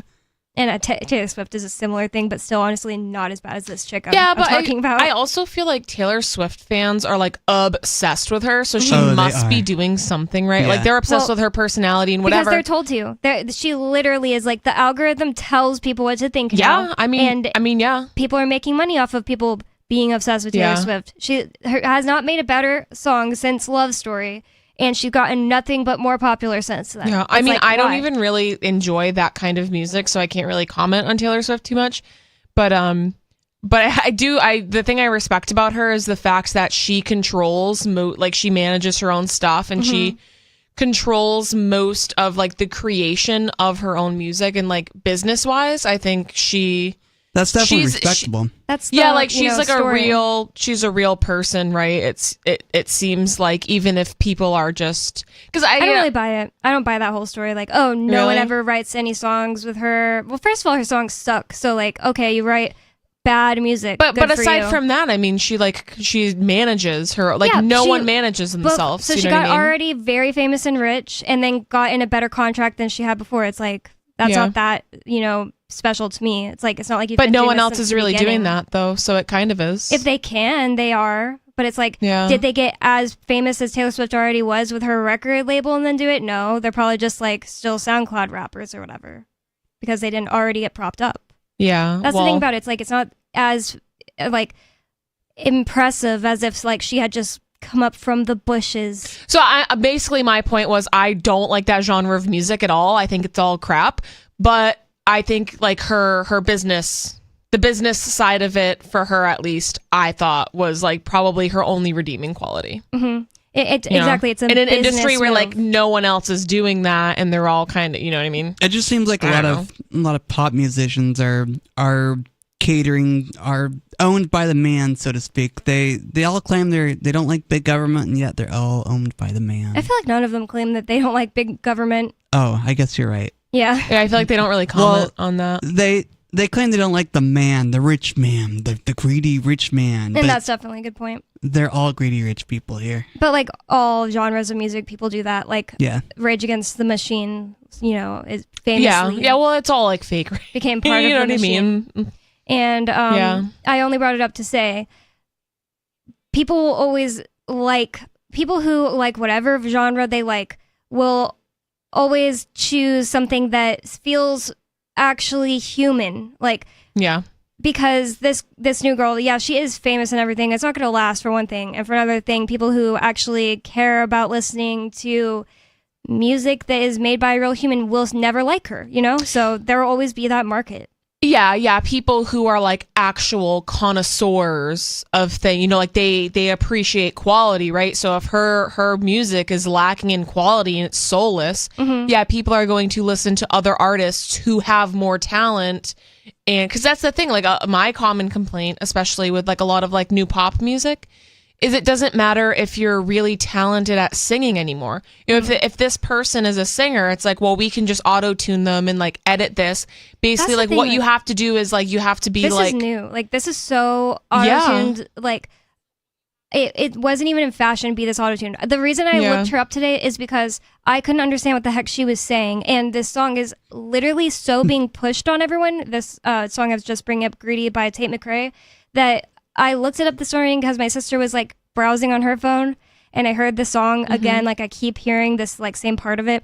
And I was like, what the heck is she saying? So I looked up the lyrics and then I mentioned it to her. I was like, yeah, when that song popped up on your phone, I looked it up. This is who she is. And like, I found out what she looks like and watched an interview. And she was like, I didn't hear that song on my phone. She didn't even notice it. The algorithm is literally it's like pushing it. Weird. Wow, that's crazy. I feel like if you guys go look up that song and go to the chorus, you'll be like, oh, I've heard this in like the background of like reels. a video or whatever. Yeah. It's weird. It's like inescapable. It's like subliminal messaging. You know what I mean? Like she didn't even notice that she played the whole chorus on her phone. Weird. The article that we're reading, it continues saying, airing some of the same AI concerns that fueled this year's Hollywood strikes, television showrunner Lilia Zuckerman said her industry should declare war on what is nothing more than a plagiarism machine before Hollywood is co-opted by greedy and craven companies, as if Hollywood isn't already greedy and craven, or co-opted by things in control, being taken control of by. It's literally run by a pedophile ring. Like, how can it get worse than this? You know what I mean? With the government, like, interview any like Disney Channel child star, and a lot of them will tell you Bella Thorne. I really. Yeah, Bella Thorne, like for the past, like the second she turned 18, she like took control of like all of her like finances and stuff like that. And she was like, hey guys, I've been being like sexually abused for the past, like since I was a child being a Disney star. And she's one of the only people that she's very outspoken about it. And that's why I was never really like into her as like her in her art. But that was something I really respected because a lot of people are scared to speak out. And she's like, you've already done the worst things imaginable to me. I'm telling everyone. Wow. So, and I bet nobody. But I'm sure that's happened to a lot. Like you think, like, look at a lot of child stars. I mean, a lot of them don't seem to be doing too well mentally. And I'm sure that has to do with a lot of the abuse that they faced in Hollywood. I mean, like Lindsay Lohan. I can't think of the other chick I'm thinking of. I'm sure it's also the publicity they're forced to endure too. Oh, the I'm push sure to succeed. And you're Britney right. Spears, yeah. There's probably a ton of factors. And pushed to like work all the time, like Britney Spears. But this woman, she's a television showrunner, whatever that really means, just wants to make more money off of that type of stuff. So she wants AI to be regulated. 603-283-6160. We're gonna get into more of your calls and thoughts when we come back. It's Free Talk Live, 603-283-6160. More coming up.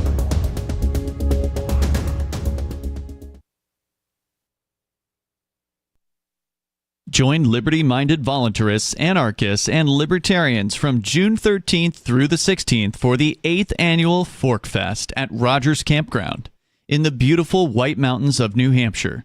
Forkfest is a fork of the Porcupine Freedom Festival, which has sold out in recent years. Forkfest happens the weekend before the Porcupine Freedom Festival. Forkfest is decentralized, which means that there's no ticket cost and no one is in charge. All you have to do to join the fun is reserve your camping site, RV site, or motel room with Rogers Campground for June 13th through the 16th. You can find out more at the unofficial website, forkfest.party. You can also connect with other attendees on the Forkfest Telegram and Matrix chat rooms, as well as the Forkfest forum. You can find links to those at forkfest.party. We hope to see you there June 13th through the 16th. Forkfest.party.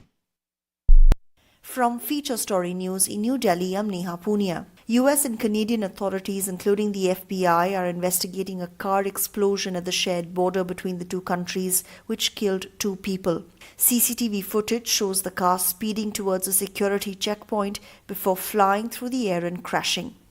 New York State Governor Kathy Hochul says there's no evidence that the explosion was a terror activity. The world is watching to find out what happened here. And again, at a time when there's such high anxiety, stress levels are already high, and we've been on heightened alert since October 7th. That's why it's so important for me to stand here and tell the world, based on what we know at this moment, and again, anything can change, there is no sign of terrorist activity with respect to this crash. Earlier, Canadian Prime Minister Justin Trudeau spoke about the situation. There are a lot of questions, and we are following up to try and get as many answers as rapidly as possible.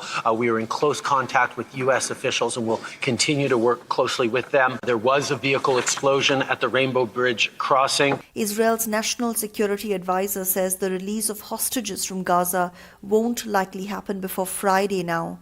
This comes amid reports that a pause in fighting has also likely been delayed.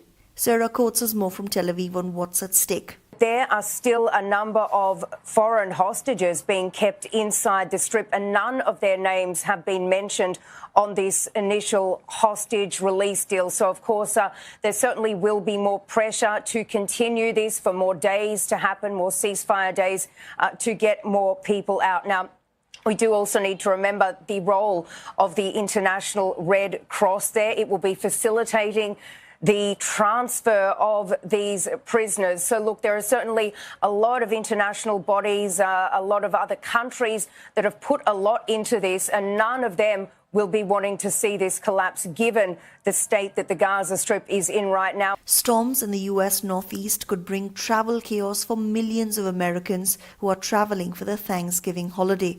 A record number of people are expected to get on the roads and into the air, as Nick Harper reports. The annual US holiday is a time to give thanks, but for many Americans it's going to be a time of intense frustration as they sit in their cars or airport lounges waiting to get to where they're hoping to go. A record number of people are travelling, almost 5 million flying, 50 million driving. Cheaper gas and ticket prices are motivating many to get on the roads and into the air. But storms in the northeast are expected to bring travel chaos, with thousands of flights delayed or even cancelled. And for those who make it around the Thanksgiving table, 60% say they plan to avoid politics as a topic of conversation, in the hope of avoiding arguments. From bureaus worldwide. We're still not sure why you'd want to watch, but our video feed is streaming nightly for free at cam.freetalklive.com.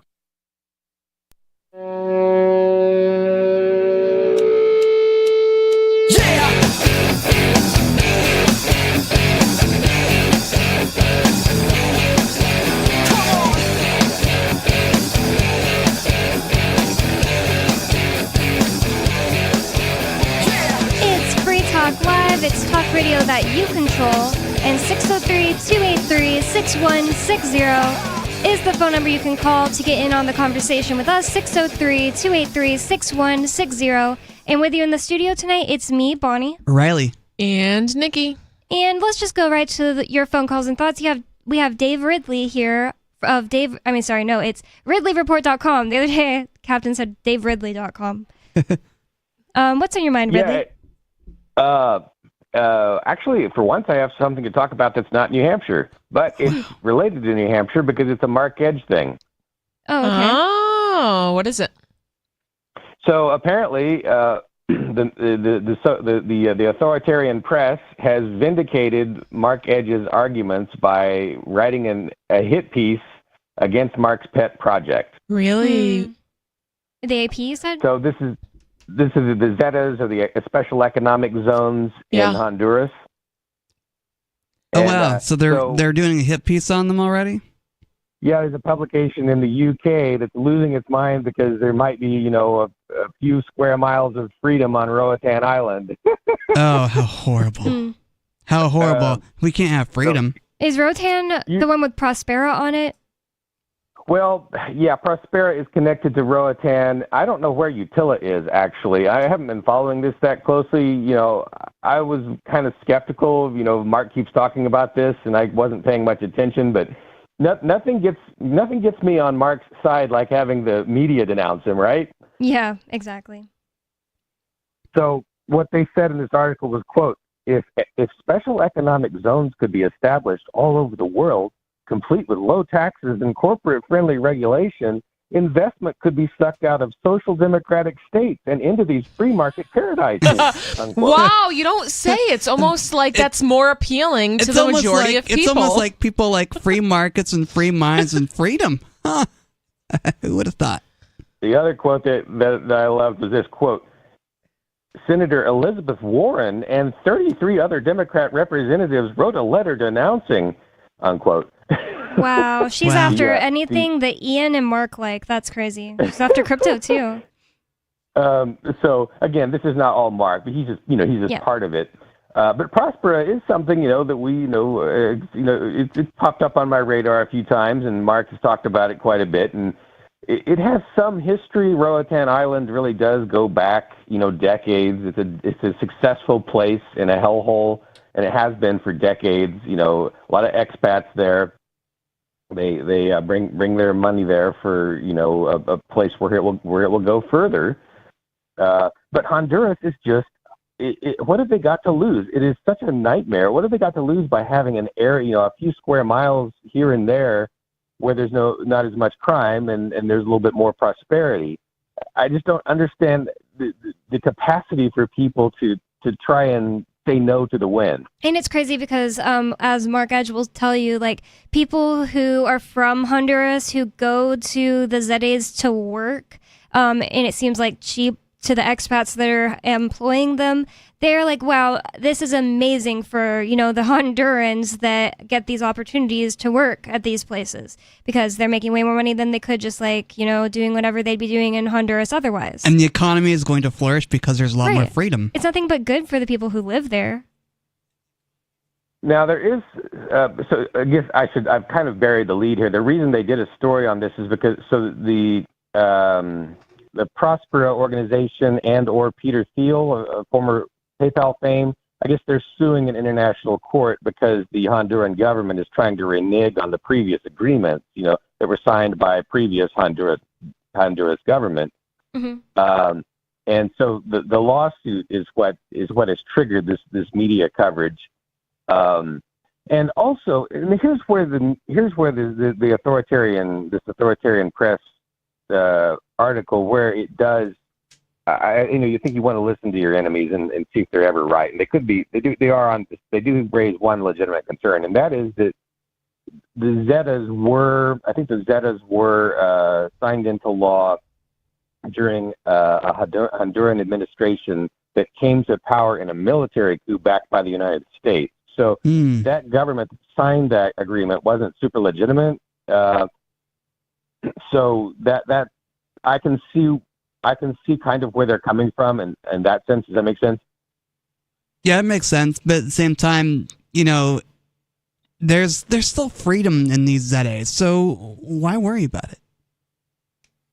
Yeah, I mean, if it work, fixie. And there's not somebody, trying to take over all of Honduras or any other country. Yeah, it seems like these people are kind of just trying to, exist and mind their own business, right? Or, the businesses that are there. And it's such a small little area. And your question, I didn't answer earlier, Dave, because I don't know exactly, but I know that Utila, which is Mark's, the island that Mark's, little area is on, because he doesn't own all of Uttila, is right by Roatan. You can just like take a boat there. I don't know, west or east or whatever, but it's all in the same like water. Yeah. So anyway, backhanded compliment from the lapdog media, and we'll see where this goes. We can pray for the safety and legal safety of Roatan Island. Thank you so much for the call, Dave Ridley. It's really fascinating what's going on down there on Roatan and Prospera. Well, I guess Prospera's on Roatan, I'm pretty sure, and Uttila. And there's even a couple on the mainland there in Honduras. And yeah, there was some recent stuff that happened after the government kind of acted like it was going to renege on their agreement to have Zetes. There was a congressional timeline, like I don't know what you call it, but like session season, and it ended without them making an official decision on something on that. So they might have actually lost their deadline to be able to do anything about the Zetes. So I think that they're safe for now. I don't know all those details. Maybe Mark could call in about it sometime soon. I know Mark is bored right now. Like, I don't know. He just seems to He be could bored. come visit. He could come visit us. 603-283-6160 if there's anything you want to bring up. I feel kind of bad sometimes we just talk about things that, like, if somebody just tuned in, they don't know what we're talking about. Mark, Yeah. Mark is one of the people who founded Free Talk Live with Ian Freeman, and he lives in Florida now, but he is on the show sometimes, and I think that he should be a remote host sometime soon. I think so too, because we always get like old school Free Talk Live listeners that just like really miss hearing him. You know what I mean? Yeah, I miss hearing him too. I mean, I always agree with him, but he's a pretty cool guy. 603. It's just kind of funny how you said that. 603-283-6160 is the phone number. Somebody can call in if they want to bring anything up. Tell us how much you love Mark and hate us. Yeah. 603-283-6160. His opinion might be trash sometimes, but we still love him. This is what Free Talk Live is all about. Free speech, man. He's the conservative dad of Free Talk Live. Oh, man. Not really conservative. Like, I mean, he seems like a total hippie compared to serious conservative. But like compared to us. Yeah. Yeah. This article we were talking about was also from the APnews.com that I think Dave Ridley called authoritarian press news. I didn't catch that. That's pretty funny. They're usually pretty bad, and they're kind of bad in this one too. They seem slanted against AI, but they're trying to make the case, or not. They're really not trying to make a case, but they're saying that some people want, especially artists, want AI to be regulated. And this article that we had already gotten into, it continues and says, while most commenters, they're commenting on, oh wait, I skipped a paragraph. So it says the music industry is also threatened by AI, said Nashville-based country songwriter Mark Beeson, who's penned tunes for Carrie Underwood and Garth Brooks. Beeson said AI has potential to do good, but in some ways, it's like a gun in the wrong hands. With no parameters in place for its use, it could do irreparable harm to one of the last true American art forms. Oh my God, shut up. Shut up. And I mean, you could say that about anything. And I hate when people will be like, oh, guns are dangerous or whatever. I could hit you with my car. I think he's making the point that a gun is just a tool. He's saying in the right hands it's fine, but in the wrong hands. But yeah. You could say that about country music too. You know what I mean? Like country, for people that hate country music, I mean, like that's, could be a torture technique. It definitely could be. In the wrong hands.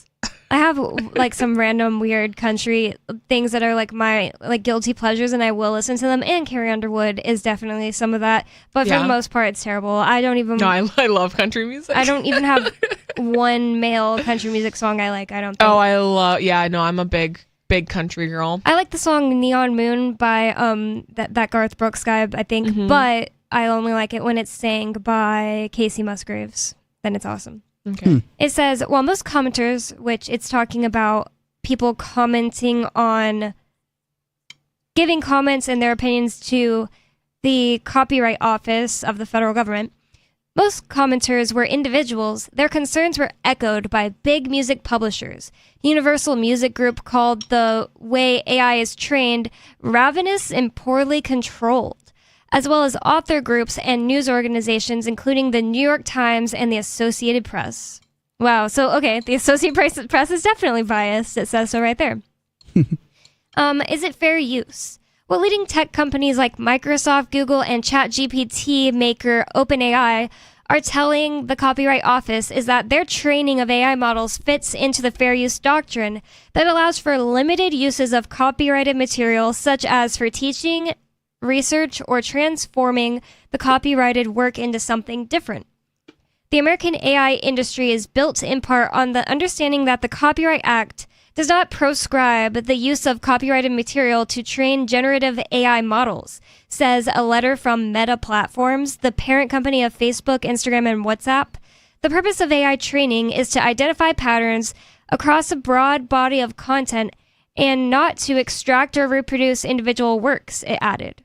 That makes a lot of sense. If one thing you're allowed to do with AI is transform copyrighted work into something different, then I don't see why AI is bad. It's what's the problem then? It's not like it takes something and makes it exactly the same. It's just making something different with the artwork. Yeah. I mean, like, people have been doing that for years with, like, sampling stuff. Yeah. You know what I mean? Like, that was very common. And a lot of the samples, I mean, they say, like, a good sample is when it's unrecognizable, right? And, like, that's, like, when I listen to, like, some Wu-Tang Clan songs and stuff, I had to go on, like, mad searches to find out what the sample they used was. And then it's always, like, very, like, satisfying, like, oh, it's this song, like, this is what the sample came from. But you could use the same thing with AI. Like, I don't see what the issue is. It's just, it's a tool. How is it different than, like, some, music producer doing that same thing and coming up with a song using samples and whatever, like, taking other people's art and transforming it into something different. Especially if it's something better. Like, yeah, I exactly. never knew that Kanye West's Stronger was actually a Daft Punk song first. Yeah. Well, at least it samples it as well. Oh, yeah. I heard it playing the Daft Punk song in the Moose Mart, and I was like, what the? Whoa, yeah, did Better, they Faster, copy? Stronger. Yeah, did they copy Kanye West? And then I looked it up and I was like, whoa, I did not know that. No, so Kanye West has used a lot of samples. Yeah, he's, like, famous for sampling, but I didn't think of that because he makes sounds his like own it's music. his voice. Like, I just thought it was his voice saying it, and then one day I hear that, and I was like, wow, well, they're both good songs, but I'm sorry, Kanye West says one better, and two, it got more popular and made him more money. Yeah, of course. And like some of the, I mean, Kanye West has used, like, Otis Redding and, like, a lot of, like, older music, and then he takes that, like, old school style of music so that, much like, better. Well, exactly, like, in your opinion, right? Yeah, but, like, for, like, someone's grandma, they might like Otis Redding better. They might be like, oh, this Kanye West rap trash. You know what I mean? Yeah, but my point is a bit more just like the world deserves to have this thing that may be taken from something else, but people like it more than the original. Yeah. I feel like that song was just basically all of 2008. Like, it was everywhere. Like, everyone liked it. Yeah. And other people might have never even heard of, not that Daft Punk is, like, not very famous. They were.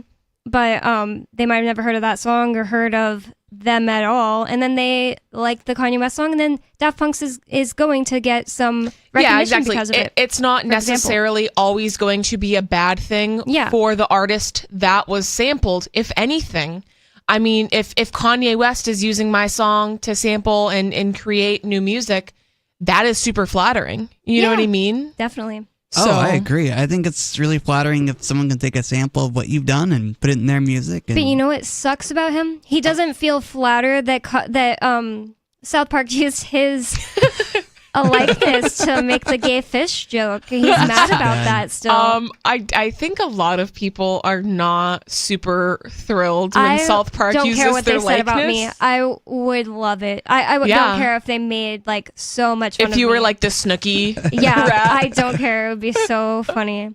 I mean, okay, that's pretty bad, the Snooki one, but like they call Kim Kardashian a hobbit. I don't care. They can call me hobbit. But it would be great if as soon as you got on South Park, it doesn't matter that they're making fun of you. It would be so fun.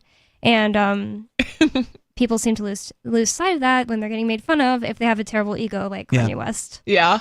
It says, going on, it says, so far, courts have largely sided with tech companies in interpreting how copyright laws should treat AI systems. And it sounds pretty cut and dry to me from what we heard from Meta. It says, in a defeat for visual artists, a federal judge in San Francisco last month dismissed much of the first big lawsuit against AI image generators, though allowed some of the case to proceed. Most tech companies cite as precedent Google's success in beating back legal challenges to its online book library. I don't know what that means. The U.S. Supreme Court in 2016 let stand lower court rulings that rejected authors' claim that Google's digitizing of millions of books and showing snippets of them to the public amounted to copyright infringement. I never even heard of Google's book library and their digitizing of millions of books. Yeah, I don't know what that is. Yeah. I'm thinking it's the library that they created so you can get an ebook from them. I think I just realized what it is. Yeah. Sometimes when you look up a book that's old enough, you could read it right there in images on Google search. Maybe that's what it is. I just didn't know it was a book library. That's possible. Like if you look up a book that's already past copyright date, well, I don't know. Why would they be claiming this if it was only those? I don't know. It might be some that they just give a snippet of, like it said, if they're not too old. But usually the ones I see are really old books. It says, that's a flawed comparison, argued former law professor and best-selling romance author Heidi Bond, who writes under the pen name Courtney Milan. Bond said that she agrees that fair use encompasses the right to learn from books, but Google Books obtained legitimate copies held by libraries and institutions, whereas many AI developers are scrapping works of writing through outright piracy. And I just don't know how that's possible. Like, that takes so much energy for the AI generator people to go and pirate images instead of like just getting it off the internet, like letting it crawl on the internet and grab it. Like, I don't know. That just seems like she's just being hyperbolic to try to get her way. Yeah, it seems like she just doesn't know how this works. It says Pearl Mutters, and that's the Copyright Office head lady, said this is what Copyright Office is trying to help sort out.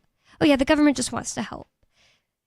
Certainly this differs in some respects from the Google situation, Perlmutter said. Whether it differs enough to rule out the fair use defense is the question in hand. And that's the end of that article.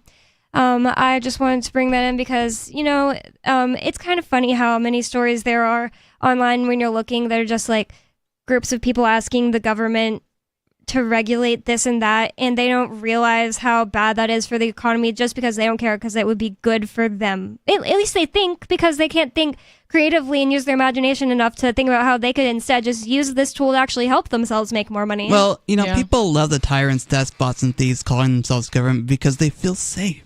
True. They feel safe that someone else is going to do their dirty work for them. Well, and they like using it as a weapon against other people. Right. Which is really Totally what this is. Yeah, it's this isn't to protect anyone. This is to use the state as a weapon against anyone who wants to utilize AI technology. It's to get AI technology out of the hands of regular everyday people and give it to only the government and like the Elon Musks of the world. That's exactly what they are trying to do, whether they know it or not. I agree. This institution of violence is all about control, and it's all about not helping you develop your skills.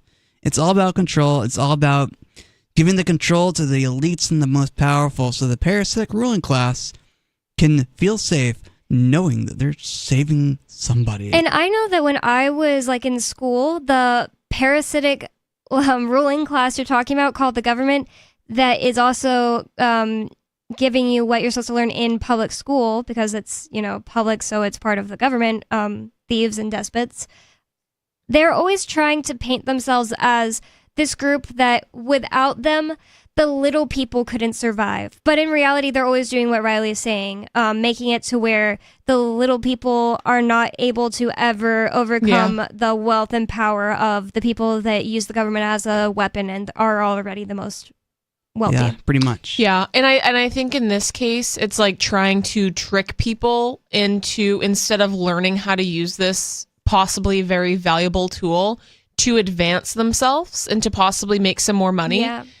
It's tricking them into thinking like, no, this is going to be bad for you. This is going to steal business from you. It's like, No, and that's the same thing with like coming from a space of like scarcity and fear. Fighting the tide. It's like, just go with the flow and you'll be so much better off. But the more people fight these things and the more fear people hold within themselves, like, this is what happens. And this is why we have this massive tyrannical government, is because people were so scared and they wanted to pass their own control and power over to someone who would protect them. And they wanted to take freedom away from other people because they were scared of freedom. And now, I mean, we're in this giant mess. And I think that the only reason that we could continue to get here, or to continue to go this direction where people believe that they need the government, is from school. Like, that's why I brought that up, that in school they always paint themselves that way. In public school, at least they want you to think that you need them. You got to pledge allegiance to a piece of cloth every day. Yeah. The flag of the United States of America Corporation. So creepy. I bring it up because Nikki brought in an article that's saying apparently homeschooling is becoming much more popular. Yeah, so this is actually from Reason. Homeschooling has increased by over 50% since 2018. In some states, homeschooling has climbed by over 100%. Wow. Homeschooling has ballooned since the advent of the pandemic, growing by more than 100% in some states, according to new data from the Washington Post. While the number of children being homeschooled has declined slightly from its pandemic era peak, the growth in the educational option has proven stable and dramatic. The Post collected data from 32 states as well as the District of Columbia in 7,000 school districts, a data set comprising around 2/3 of the nation's school children. Nationally, since the 2017-2018 school year, homeschooling has increased by 51%, while private schooling has only increased by 7%. So this is, not only are people taking their kids out of public school, is that they're opting for homeschooling over private schooling. So, which I think is huge, because yes, I'm mainly against public government indoctrination centers for children. But I also think it's really powerful to bring children back into the home and to restore that connection of the family, like between parents and children. I think so too. Yeah, I think that's very powerful. I think that's very important, but there is that concern that, culty institutions can indoctrinate their children, except it's already happening with the so-called government. Yeah. Yep. So based on the available data, the Post estimated that there are now between 1.9 and 2.7 million homeschooled children in the United States. But many states and districts saw truly staggering growth in their homeschooling population. Notably, many of these places had schools that were closed the longest during the pandemic. DC and New York both saw homeschooling increases of more than 100%, while California saw an increase of 78%. Nice. I didn't know California had really easy to homeschool laws. It's probably pretty difficult there. 603-283-6160. You can call in with whatever's on your mind. More coming up. It's Free Talk Live.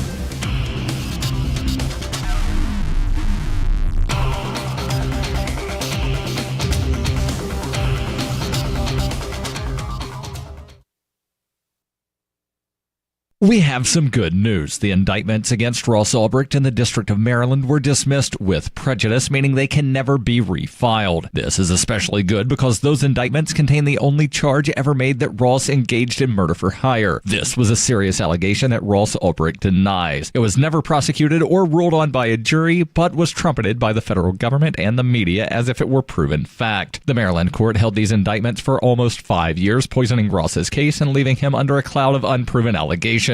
As explained in Ross's appeal to the Supreme Court, the fact that the judge used these allegations to give Ross a draconian sentence of double life without parole violated his Sixth Amendment right to a jury trial. Judges are required to issue sentences based on convictions decided by a jury, not unproven allegations never even charged at trial. Although this is a positive development, the dropped indictment will not set Ross free. Now, a presidential pardon is Ross's only hope of freedom. Sign the petition at freeross.org. freeross.org.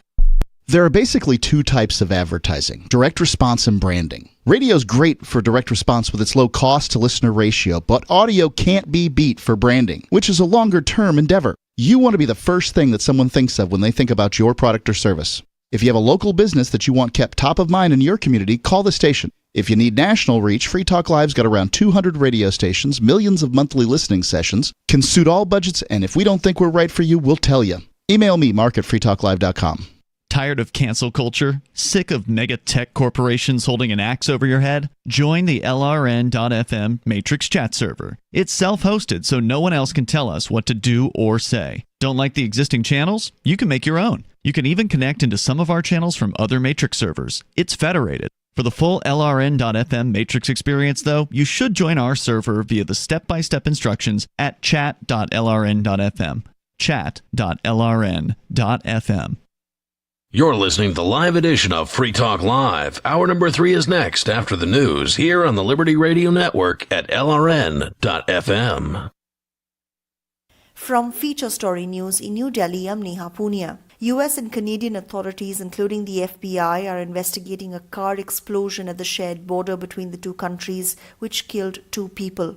CCTV footage shows the car speeding towards a security checkpoint before flying through the air and crashing. New York State Governor Kathy Hochul says there's no evidence that the explosion was a terror activity. The world is watching to find out what happened here. And again, at a time when there's such high anxiety, stress levels are already high. And we've been on heightened alert since October 7th. That's why it's so important for me to stand here and tell the world based on what we know at this moment. And again, anything can change. There is no sign of terrorist activity with respect to this crash. Earlier, Canadian Prime Minister Justin Trudeau spoke about the situation. There are a lot of questions, and we are following up to try and get as many answers as rapidly as possible. We are in close contact with U.S. officials, and we'll continue to work closely with them. There was a vehicle explosion at the Rainbow Bridge crossing. Israel's national security advisor says the release of hostages from Gaza won't likely happen before Friday now. This comes amid reports that a pause in fighting has also likely been delayed.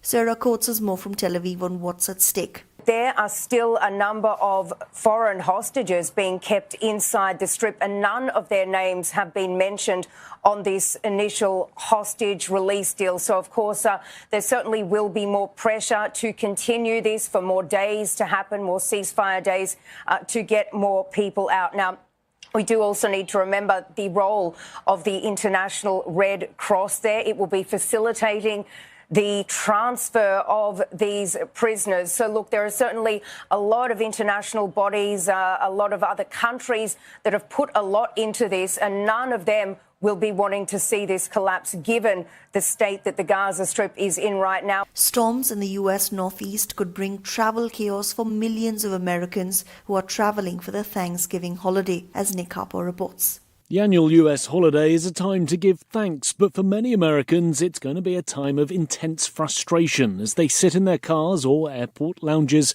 waiting to get to where they're hoping to go.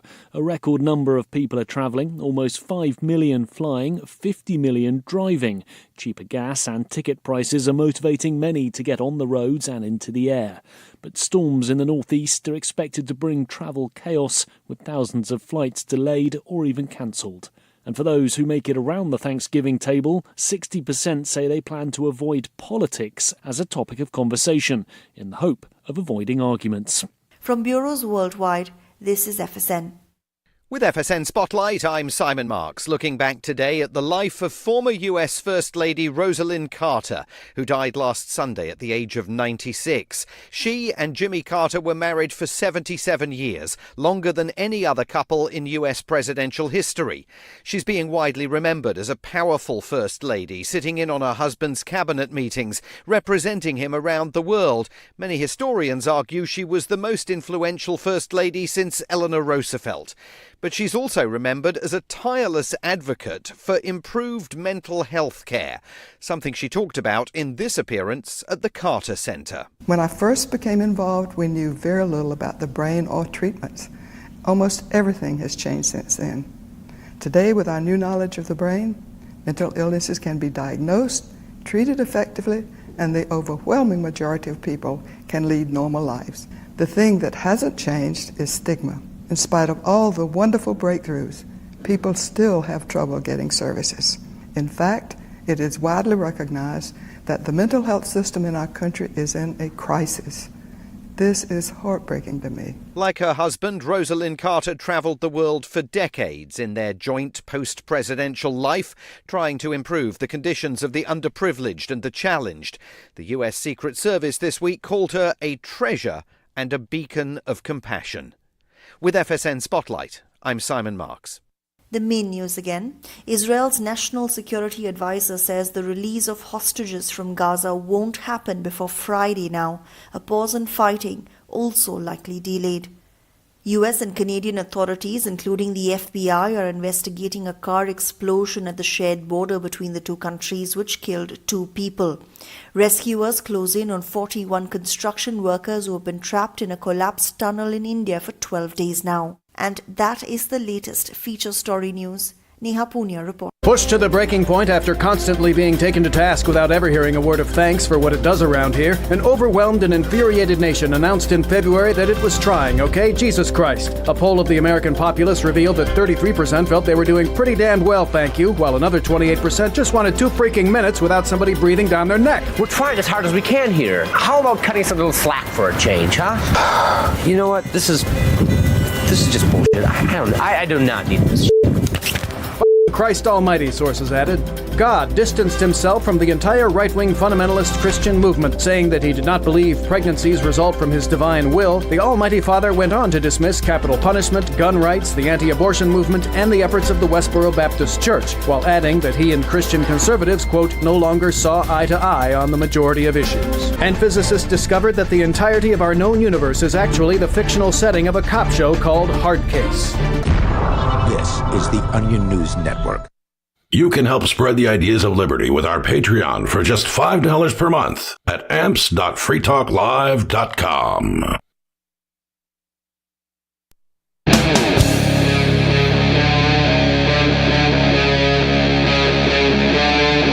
Free Talk Live.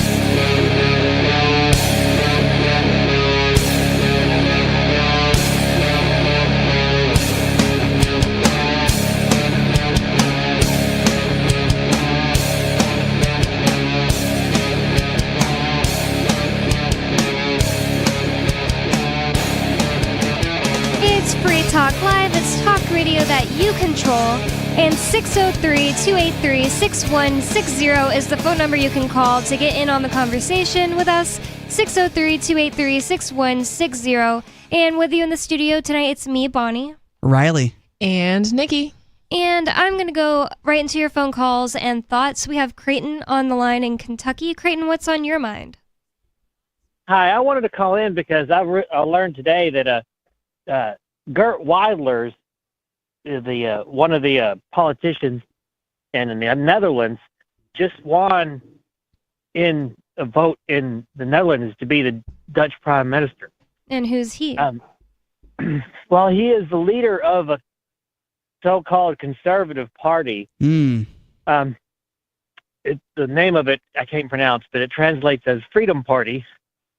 And as you can imagine, anything like that would be considered very far right from the European perspective. But yeah, I find it most telling that in addition to what happened on Sunday with the guy in Argentina winning the presidency down there. Yeah, Javier Milei. Yes, I can't pronounce that very well either. But I looked into it and I was like, what's going on here? It just seems kind of strange all of a sudden. And I realized that both of these countries banned the use of electronic voting machines and strongly suppresses any kind of voting that does not involve a human being in person. Interesting. Wow. That is interesting. I mean, I don't think that's a coincidence. I don't either. that seems like it's cause and effect there. But was this recent that they got banned? Honestly, I can't tell you how recent that was for the Netherlands. I believe it was just in the past 2 years that it was for Argentina. That is really surprising. That is really Not positive interesting. about they did. I mean, that sounds But, correlated to me. I see a wonderful trend here. I just wanted to bring it up, and I don't know if it came up yet earlier today or not. Well, thank you so much. I didn't hear about that. It does seem like people are really mad in the Netherlands, like farmers. There were huge protests of farmers. Yeah. I can't even remember what it was about, but they wanted to regulate people's farms. Do you remember? Yeah, didn't they want to like kill all the animals, like all the livestock? I think that was a livestock ban. I can't remember. Well, that wasn't their official reason. Their official reason is that they were complying with carbon. Yes. Oh yeah. Rules. Yeah, they're trying to comply with the carbon rules and kill off livestock. Yeah. That's terrible. It's just terrible. like ridiculous to say that like cows are bad for the environment. It's just like, okay, it It's a doesn't joke. even if it was true, it doesn't justify killing cows. Yeah. Well, I mean, they're gonna kill them anyways, right? But to Yeah, but waste, it's like are People's they? property, like kill Yeah. your property and stuff like Well, that's them the thing. take- It's like do if you're whatever a they're gonna do to them. Yeah, like if you're a farmer, you deserve to like choose when you're going to harvest your livestock And what you to know? do with it instead of just killing it and Yeah, giving it to the it's government or just whatever. And plus, they might not be killing all weird. their cows. Some of them could be dairy cows that aren't going to get eaten. Yeah. Anything else, Well, Creighton? Regardless, the point of view is that really isn't about the cows themselves. It's about the idea that the Dutch people do not have the right to earn themselves a living. Yeah. In any traditional way. And it's surprising. Usually things like that happen, and then the states you're talking about, whether it's California or a state in, the EU, they do something really terrible that is like more and more tyranny and like it seems more left-wing. And then usually it just seems like, they just keep voting in the same terrible people over and over again. But I guess if you take away their electronic voting machines, that doesn't happen. Now does it? Maybe not. Thank you for your Maybe call. there's hope. Creighton, that's really interesting. I always wonder about that. Like, I hear people fighting really hard about these electronic voting machines, and there is talk of possibly banning them in New Hampshire. And definitely I'd be on the side of ban electronic voting machines. I don't know if I'd agree with you, Bonnie, because I mean there are definitely problems with voting machines, especially if you can't audit the software and find out how the vote is actually going. And that's what I mean, just closed source. So, as a blind person, if I'm voting, a voting machine can help me really work through the ballot and do independent voting so I can cast my ballot independently and not have someone read it to me. Yeah, but they could make something that is open source and I agree with you on that, and they should make something open source, but let's not talk about banning voting machines. Let's talk about pushing for open source solutions instead of ban voting machines. Yeah, I guess I misspoke when I said electronic voting machines. I just mean, like, I don't care if it's on a screen or on a physical piece of paper. I just want it to be actually possible to audit it. A lot of people also don't like the mail-in ballots. And I think a lot of these things maybe just have, more space for not like fraud, but you know what I mean, for like things being miscounted. Yeah. But I mean, voting's a joke anyways, so If you don't have to leave your house to do it, then it's really ripe for somebody to just send in a whole bunch. So I don't guess really. So. Well, we saw that, right? Wasn't there like there was that meme where it was like the sudden spike in Biden votes because of the mail-in ballots or whatever? I honestly, I never know what to believe when it comes to stuff like that. Yeah. I don't either. It could just be right-wing propaganda, so I don't necessarily remember that, but I would believe it too. 603-283-6160, had to look at it for a second, is the number for you to call. We're going to move on to another caller, unscreened caller. What's on your mind? It's Tom.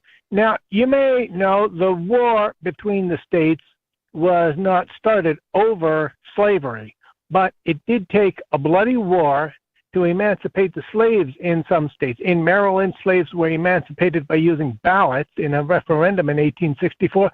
Meanwhile, in Virginia, slaves were being emancipated by using bullets because so many states were overrun with crazy, deranged, depraved, degenerate, selfish, greedy potholes who convinced themselves that the skin color that they were born with made them somehow superior to persons born with darker skin.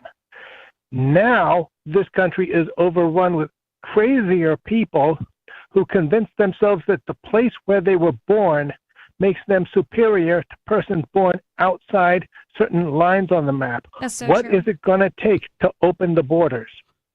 Well, thank you for your call, Tom. I don't know what agree it's going to that take similar. I don't know what it's going to take to open borders. I think it has to change. People have to change.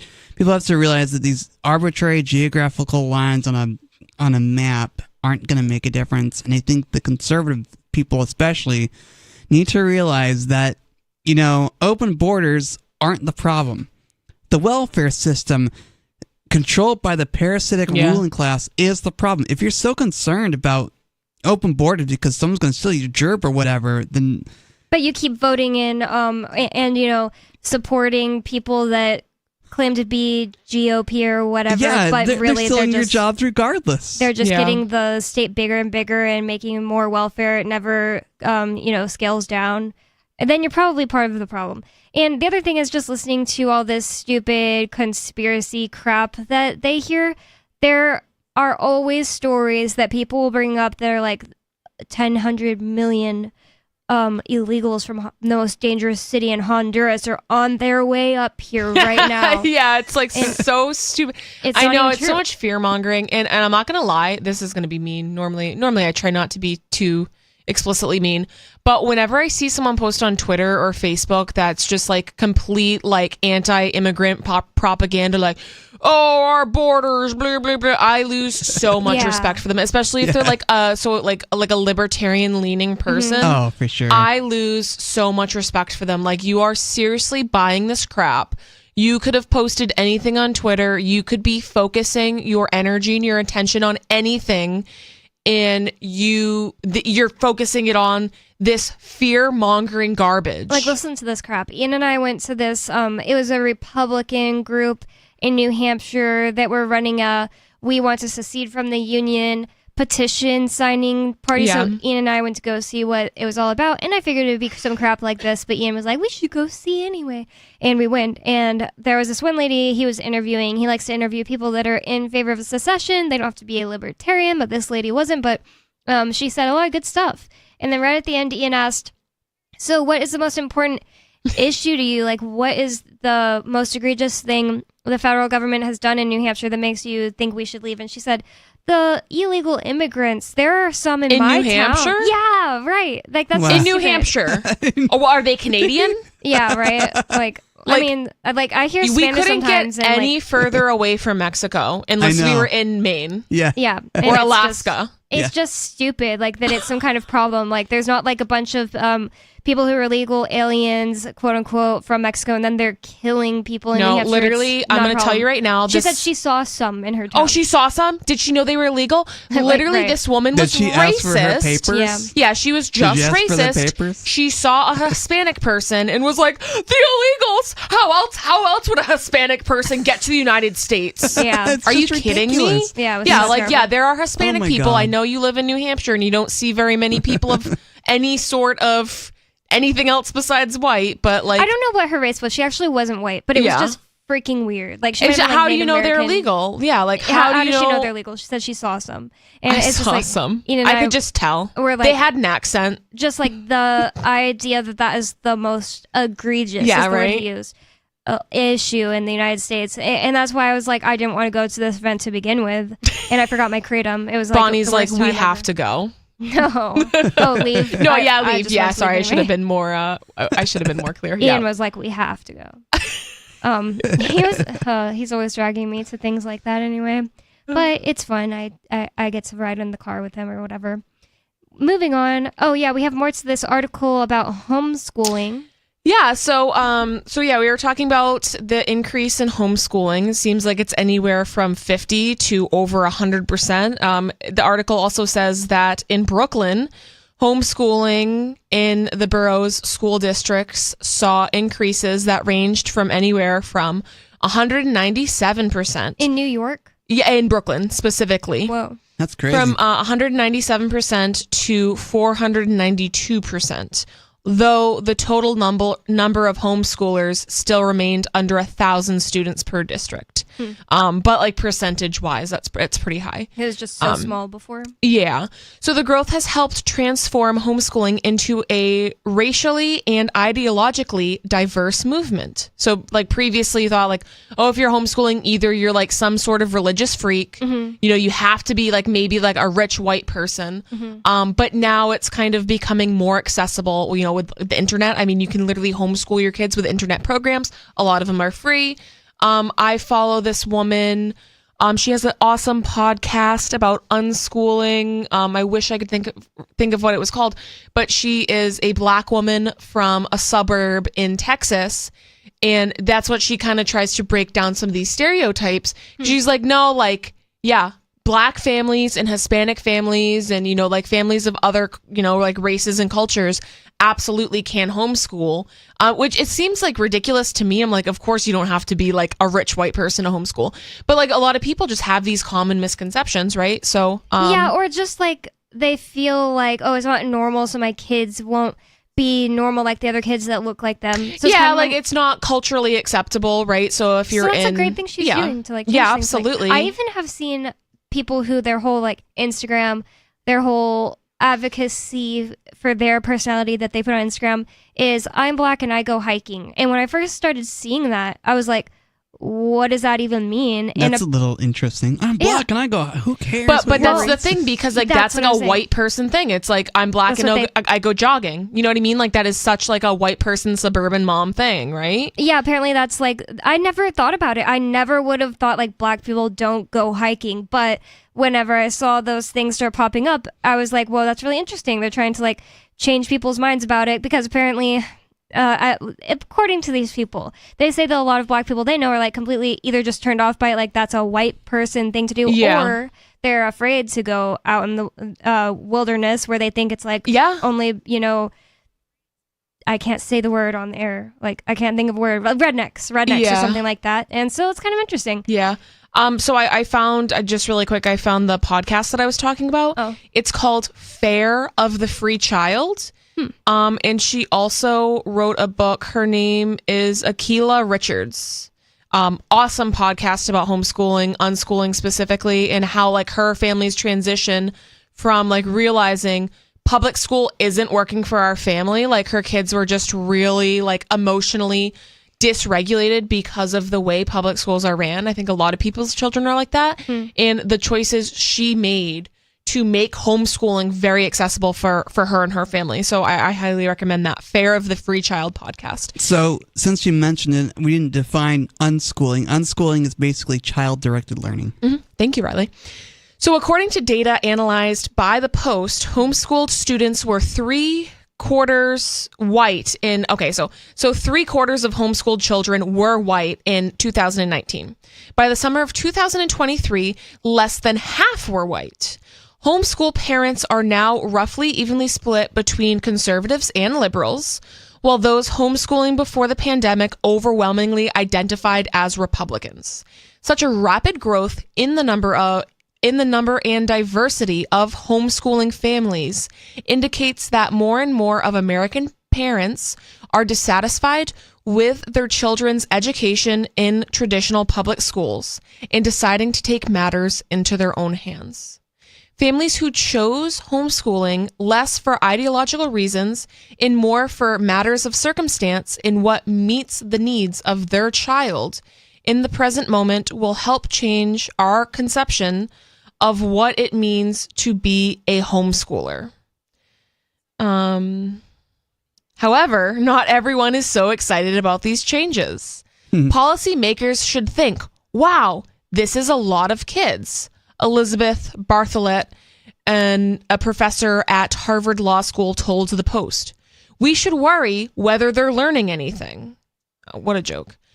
I can tell you right now, many of these parents don't have any understanding of education, added one school board member. Wow. The price will be very big to us and to society. And that won't show up for a few years. That's exactly the type of rhetoric that, and it was racist, against the Irish people that got public schools started to begin with. People were saying, like, Irish people are coming here from Ireland and they're too stupid to homeschool their own kids, so we need a public school system in Massachusetts, and that's where it started. So, and also, like, we all know on this show, right? We talk about this frequency, all of the downfalls of public school, how they are quite literally failing children. Yep, they're 20% of people coming out of public school are functionally illiterate. Yeah. So, I mean, like, that in and of itself is like, okay, this is a complete failure. So let me just paint a picture really quick of how, public schools work. So you have these giant classrooms, usually around 30 children in one classroom. Yep. And then you have maybe one or two teachers that is in charge of 30 kids. Sometimes if you live in a more rural area, maybe a smaller school, whatever, classroom size might be like 15, but the teacher is still drastically outnumbered by these students, right?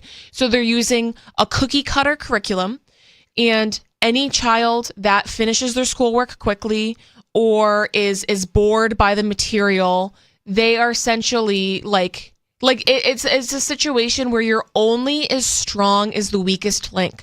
So what often happens is in these public school systems is every children has different interests. They have different things that they want to learn about. They have different learning styles, but they're being forced to learn in this one size fits all model.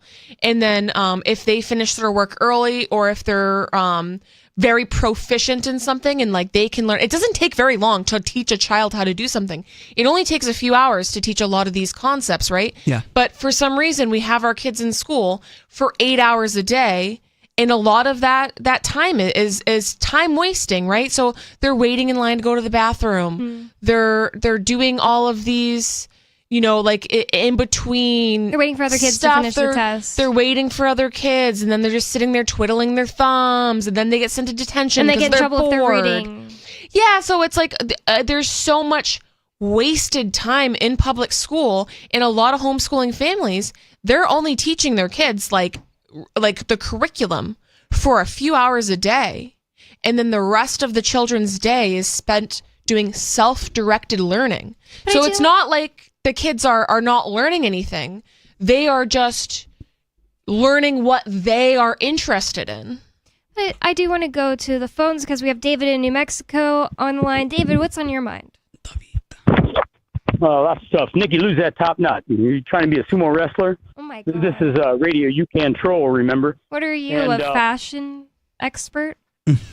Also, like 98.9% of our people are not looking at the live stream. Can you get me in Vogue magazine, David? I didn't know. I didn't know you were a fashion expert. I can. Yeah, I happen to own that magazine. Yeah. What did you know actually that? I was trying to keep that a secret, but you forced it out of me there, Bonnie. And hey, that cretin from Kentucky, I suspect that cretin from Kentucky is actually a cretin from Alabama. I think that's Alabama man. Why? Huh? By his voice, I sound like Alabama man that you always hear on Kotex radio, that Bloody Mess radio out of Golden Showers, Arizona.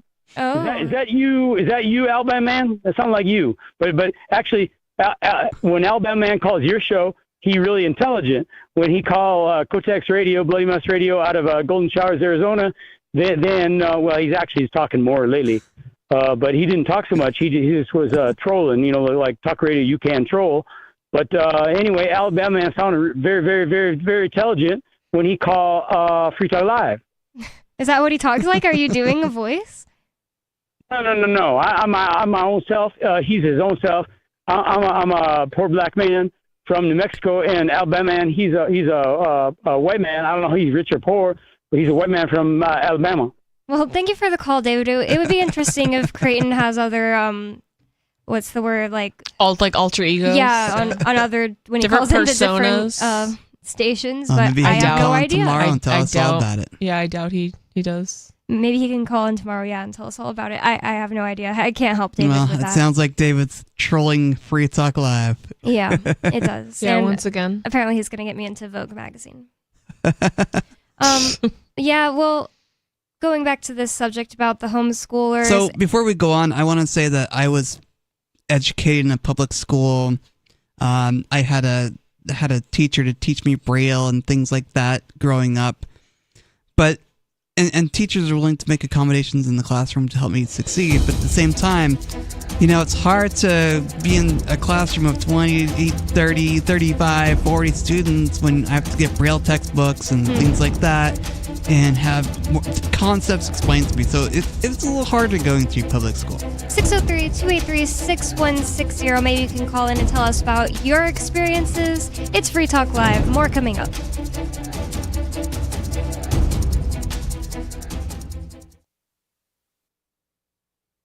Energy got expensive. I'm Holland Cook with Inflation Hacks. There are things you can do right there at home to cut energy cost. Are you running a load of wash? Unless you're attacking serious stains, the cold water mode is okay for most of what you're washing. And wait until you have a full load to save electricity and water. Ditto for the dishwasher, which will also save on detergent, which is pricey now. And stocking up on groceries doesn't just take advantage of bargains you find. Your freezer works more efficiently when it's full, because all the stuff in there is frozen, so you'll use less electricity. As for the fridge, set it between 28 and 42 degrees Fahrenheit, and the freezer between 0 and 5. How are you coping? Post your inflation hacks at andyoucanquoteme.com. From Feature Story News in New Delhi, I'm Neha Punia. US and Canadian authorities, including the FBI, are investigating a car explosion at the shared border between the two countries, which killed 2 people. CCTV footage shows the car speeding towards a security checkpoint before flying through the air and crashing. New York State Governor Kathy Hochul says there's no evidence that the explosion was a terror activity. The world is watching to find out what happened here. And again, at a time when there's such high anxiety, stress levels are already high, and we've been on heightened alert since October 7th. That's why it's so important for me to stand here and tell the world, based on what we know at this moment, and again, anything can change, there is no sign of terrorist activity with respect to this crash. Earlier, Canadian Prime Minister Justin Trudeau spoke about the situation. There are a lot of questions, and we are following up to try and get as many answers as rapidly as possible. We are in close contact with U.S. officials and will continue to work closely with them. There was a vehicle explosion at the Rainbow Bridge crossing. Israel's national security advisor says the release of hostages from Gaza won't likely happen before Friday now. This comes amid reports that a pause in fighting has also likely been delayed. Sarah Coates has more from Tel Aviv on what's at stake. There are still a number of foreign hostages being kept inside the Strip, and none of their names have been mentioned on this initial hostage release deal. So, of course, there certainly will be more pressure to continue this, for more days to happen, more ceasefire days to get more people out. Now, we do also need to remember the role of the International Red Cross there. It will be facilitating the transfer of these prisoners. So, look, there are certainly a lot of international bodies, a lot of other countries that have put a lot into this, and none of them will be wanting to see this collapse, given the state that the Gaza Strip is in right now. Storms in the U.S. Northeast could bring travel chaos for millions of Americans who are traveling for their Thanksgiving holiday. A record number of people are expected to get on the roads and into the air, as Nick Harper reports. The annual US holiday is a time to give thanks, but for many Americans it's going to be a time of intense frustration as they sit in their cars or airport lounges waiting to get to where they're hoping to go. A record number of people are travelling, almost 5 million flying, 50 million driving. Cheaper gas and ticket prices are motivating many to get on the roads and into the air. But storms in the northeast are expected to bring travel chaos, with thousands of flights delayed or even cancelled. And for those who make it around the Thanksgiving table, 60% say they plan to avoid politics as a topic of conversation, in the hope of avoiding arguments. From bureaus worldwide. Yep, we still do email. Drop your email address in the entry box at freetalklive.com, and you'll be kept in the loop with Free Talk Live.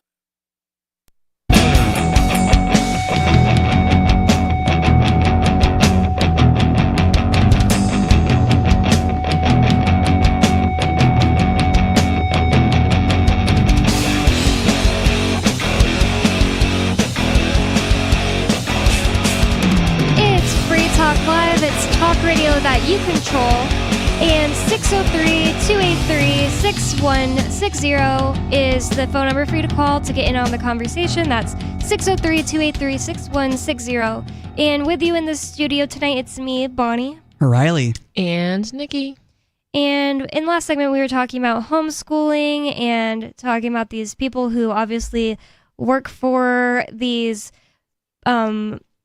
parasitic jobs where they are part of school boards, but they want to let you know that most parents don't know the first thing about educating their own children. So we should make sure that lawmakers are paying attention to how many people are. I think parents hopefully would know more about educating their children than a school board. Yeah. It's kind of, it's just like totally an ego thing, right? These people are like, I have a master's in education, so there's no way some poor person could just, you didn't go to college, you can't educate your kids. And it's like, also, y'all have masters in educations, but you can't even teach an 18-year-old kid how to read.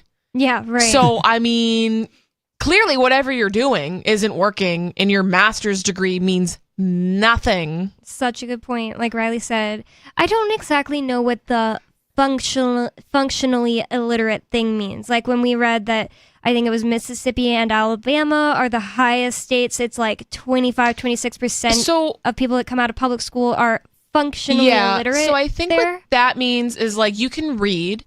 So they can read like a menu at a restaurant. They can read like road signs, but they wouldn't be able to read a novel. Or like read at their level.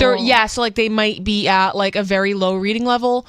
Or if you were like, oh, you have to write this essay, they wouldn't know how like a paragraph works. They wouldn't know how to use commas. They wouldn't know how to write a research paper. Or they wouldn't know how to spell. I think stuff like that. So I think basically like functionally illiterate is like an extremely low reading level. Like they've probably never read a book in their entire life. Yeah, me, you, and Lori had a whole episode where we were talking about how is it possible? How do you live your life if you're illiterate? And then I started hearing that it was that they're functionally illiterate. So I was like, okay, well, obviously that's a different thing. But I didn't look into it. But I'm pretty sure what you're saying is exactly what it is. And I'm pretty sure, I'm trying to look it up now really quick. I think it only takes like a few hours to teach a child how to read. Like I think, it takes 30 hours to teach a child how to read. And again, I don't know. And that's like at 3 or 4 years old. So they're going to be at the reading level of a 4-year-old. But just to teach someone to read, it takes 30 hours. Yeah, but once they're older... But that's like, okay, so, yeah, and you're like, right, so children are, it's better easier. learning. Yeah, it's easier to teach them things, right? So let's say it's going to take me 30 hours to teach my 4-year-old how to read in a one-on-one setting. So whether it's homeschooling or with a tutor, whatever. But if I'm trying to remember like how long it took me to read when I was in public school. First of all, I don't think I was reading at 4 years old quite yet. I mean, a very basic, but basically what it only takes 30 hours to do in a one-on-one setting, when you have like 2 teachers for like 40 kids, that's going to take years to get the child at that same level. You know what I mean? Yeah, I actually remember learning to read. I just remember so much about my childhood. And I remember that when we had just moved to Kansas when I was a kid, so I was 4 years old, I was asking my mom, we had all these boxes everywhere in the house, and I had a marker, and I was like, how do I spell my name? And she was telling me, so I already knew letters, but she was telling me how to spell my name. So I definitely knew letters at that point, and I was obviously how making old them were backwards you, you and stuff. I was 4 years old when we moved. Yeah. Wait, no, I was 5 when we left. I think I was 3. But either way, I remember that's the first thing I ever wrote was my name. Probably like, putting something backwards. But my mom had been showing me letters that way before then. I think I learned letters and stuff like that in kindergarten.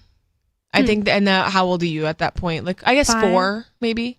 5 I think 6, 5. Depends on I what think age you went in. 6. Okay, and then 6 going on 7 is first grade. Yeah. Okay, yeah. And So I already, I was 2 years behind you, at least.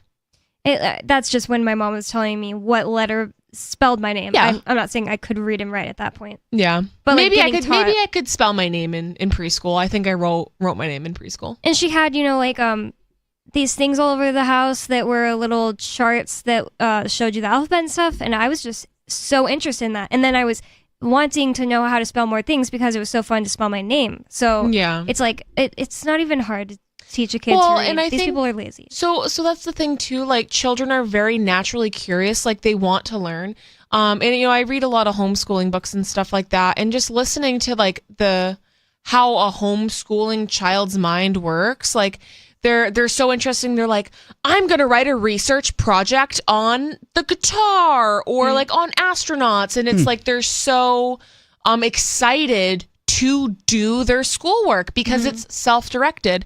And then I was just thinking to myself, I'm like, I am so jaded from my awful traumatic experience in public school that I would never, like even now as an adult, I would never like do a research paper like I would never, you know what I mean? Like a lot of people, they're like, oh, I'm going to get my 3rd PhD. And they're like, I just love to learn. I love going to school. I love doing all this stuff. But I'm so jaded from my own poor experience that it's like, I would never, like to me, that would never be fun. But Right. maybe if I was homeschooled and I was able to do those things in a less traumatic way where it was guided by me and I was learning about things that I was interested in, maybe I would be different. Yeah, I mean, and there's that's no one way of to know, but just basing on like stories in the books I'm reading based off of like my own personal experience. Yeah. That's one of the things that I think suck the most about people putting their kids in public school is they don't care that it will literally traumatize them. And not just for learning, but it's the only place that most people experience violence is public school. Yeah, bullying. I mean, your kids are statistically speaking going to be less intelligent, less creative. I mean, literally what public school does is it beats the creativity out of children. You're forced to sit in a chair for 8 hours a day. So much of the childlike experience is playing and learning through play and imagination and, like so much of that is stolen from you in public school. And it's not even always the teacher's fault because they're trying to like control a giant classroom of children and they need to follow the curriculum and they need to do all this stuff. And it's just like, They need to make sure that the children are getting the right education. And that they're just following orders, though. They're just following orders. They're yeah. not thinking about like what's the best way to educate kids. They just Well, went they're to, not like, allowed school to. Yeah. Yeah. I mean, and they're. got told that this is the only way to do it, and now they're like, Yeah. So I don't know. I kind of feel like they're at fault. A lot of them are parasitic type people who are like, I'm gonna have like this like not that easy, not that hard job. I don't think a lot of my teachers that I had in public school were actually people who were just loved teaching and children, and I feel like most of them were not. They No, were, like, I mean, even like my first grade checking things teacher was like clawing at us and stuff, like basically physically abusing us, kind of, like more. She was way meaner to me than like my parents ever were when they were disciplning me. You know what I do mean? you mean clawing at you? She would like grab at our arms with her Whoa. like dirty cigarette fingernails. Wow. Yes, Oh my I was God. like 6 years old. That's crazy. And this woman was like bullying me essentially. You know what I mean? Like, so, and this is like one of my earliest childhood memories is this scary old lady who reeked like cigarettes. Ew. Who, you know what I mean? And it's like if my mother or my father was teaching me, I would have had so much better of an experience. You know what I mean? Yeah, they probably wouldn't claw at you. Hopefully, yeah. I mean, my parents never did that. Yeah. That is crazy and terrible. But I want to move on to something else that's crazy and terrible. This is from The Register, theregister.com. I'd never heard of it, but Riley brought this show prep in. And it says, U.S. government pays AT&T to let cops search Americans' phone records, usually without a warrant. So I brought this in because people need to be aware that this is still going on. Edward Snowden back in 2013 talked about warrantless wiretapping going on, and no one said, no one was aware this is going on, and no one was aware that U.S. citizens are being spied on by the government because no one cares. And 10 years later, no one still cares. It's like, oh, well, it's okay. And in Hitler's Germany, in the 1930s, after the bombing of the Reichstag, which is the German parliament building, people were allowing this sort of thing to happen. So, welcome to your totalitarian society, ladies and gentlemen, Mr. and Mrs. America. You have brought this on yourselves by allowing a group of strangers calling themselves government to spy on you and you still think it's absolutely okay. Well, they think it's fine because they have compliant citizen privilege, because they think, oh, well, I'm not doing anything wrong, and I'm never going to get in trouble for it. I have nothing to hide, Bonnie. Right. Why should I be afraid of them spying on me? Right, yeah. So if I'm naked in my bathroom changing, why would I be upset that someone's looking through the window if I have nothing to hide? Yeah. Right? Because it's the same common logic. courtesy. Yeah, it's privacy. It's privacy. Yeah. We deserve privacy when we have phone conversations. You didn't contract with some people saying it's okay. I didn't ask for a group of strangers to spy on me and demand that my phone records get turned over. I mean, I call my girlfriend a lot, and we talk a lot, and I don't want someone listening to our conversations. Right. Yeah. It's terrible. The other thing about it is, as soon as these compliant citizens get something that's really not, it's really innocuous, used against them by the government, because the government has grabbed so much power, they can really get you in trouble for anything, even things that aren't actually wrong, then they'll care, and no one will be there to listen to them. Yep. Okay, let's get into the article. It says, a senator has complained that American law enforcement agencies snoop on U.S. citizens and residents, seemingly without regard for the privacy provisions of the Fourth Amendment, under a secret program called the Hemisphere Project that allows police to conduct searches of trillions of phone records. According to Senator Ron Wyden of Oregon, these searches, and he's a Democrat from Oregon, these searches usually happen without warrants, and after more than a decade of keeping people, lawmakers included, in the dark about Hemisphere, Wyden wants the Justice Department to reveal information about what he called a long-running dragnet surveillance program. No one cares anymore. We care, Riley. You and I care. Nikki cares. People listening to the show may care, but they're not going to be outraged by it like they would have been back in 2001 when the stupid Patriot Act came into play. Yeah, before that happened, before there was a need, just like what you're talking about the bombing of the building in Germany. Oh, Yep. There's a need now for this. People are so gullible. But, Yeah, they are. The more people that learn about stuff like this, because a lot of people just don't know what's going on, the more people that do care, Riley. So that's why we talk about it. Yes. Quote, I have serious concerns about the legality of this surveillance program, and the materials provided by the DOJ contain troubling information that would justifiably outrage many Americans and other members of Congress, Wyden wrote in a letter to U.S. Attorney General Merrick Garland. Under Hemisphere, the White House Office of National Drug Control Policy pays telco AT&T to provide all federal, state, local, and tribal law enforcement agencies with the ability to request searches of trillions of domestic phone records dating back to at least 1987. What? I didn't even know they had yeah. phone records from 1987. Neither.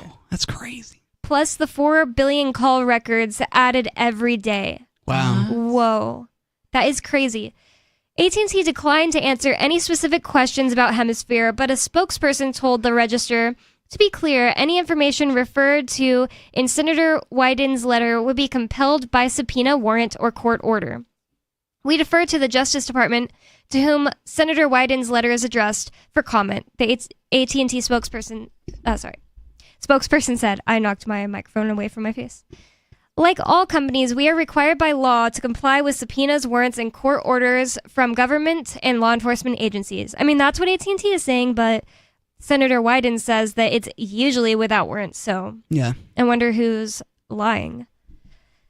According to Wyden, federal and state law enforcement agencies can request a Hemisphere search with a subpoena, but many law enforcement agencies can issue these themselves. Additionally, any law enforcement agency across the country can request access to these searches, and they aren't limited to drug-related investigations, according to the Oregon senator. Hemisphere first came to light in a 2013 New York Times report that alleged the scale and longevity of the data storage appears to be unmatched by other government programs, including the NSA's gathering of phone call logs under the Patriot Act. Wow. Says, it's not classified, but that doesn't mean the feds want you to see it. Privacy advocates, including the Electronic Frontier Foundations, have filed Freedom of Information Act and state-level public records lawsuits to learn more about the secret snooping program. Few have made a dent. It appears that the feds are doing everything they can to keep Hemisphere secret.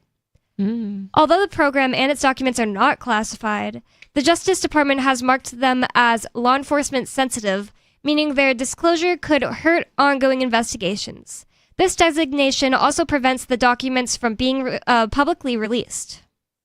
Yeah, all they have to say is, "Oh, we're doing a law enforcement job over here. It's sensitive because of that," and then they get to not be transparent with the public about a lot of stuff.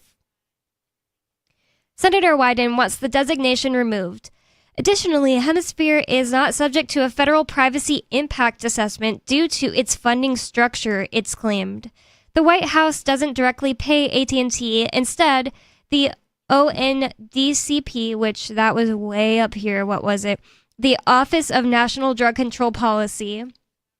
So instead of the the White House paying it directly, the ONDCP provides a grant to the Houston High Intensity Drug Trafficking Area, which is a partnership between federal, state, and local law enforcement agencies, and this partnership in turn pays AT&T to operate this surveillance scheme. So yeah, it all just sounds like a dirty scheme where they aren't doing it directly, but they're doing it indirectly, and therefore they don't have to be subject to a privacy impact assessment, whatever that is. It says, in Senator Wyden's letter, he quotes a law enforcement official who described Hemisphere as AT&T's super search engine and Google on steroids. He also cites ONDCP slides and Drug Enforcement Administration emails, which is the DEA, if you ever heard about that, disclosing that AT&T searches records kept by its wholesale division, which carries communication on behalf of other telecom companies and their customers. Another ONDCP document purportedly states that Hemisphere can't be used to identify alternate numbers used by a target, obtain location data, and... let me restart. It says that Hemisphere can be used to identify alternate numbers used by a target, obtain location data, and 2 levels of call detail records for one target number. So I guess if they're searching for some specific person, they can match his voice to another phone number he has. That's pretty crazy. That is crazy.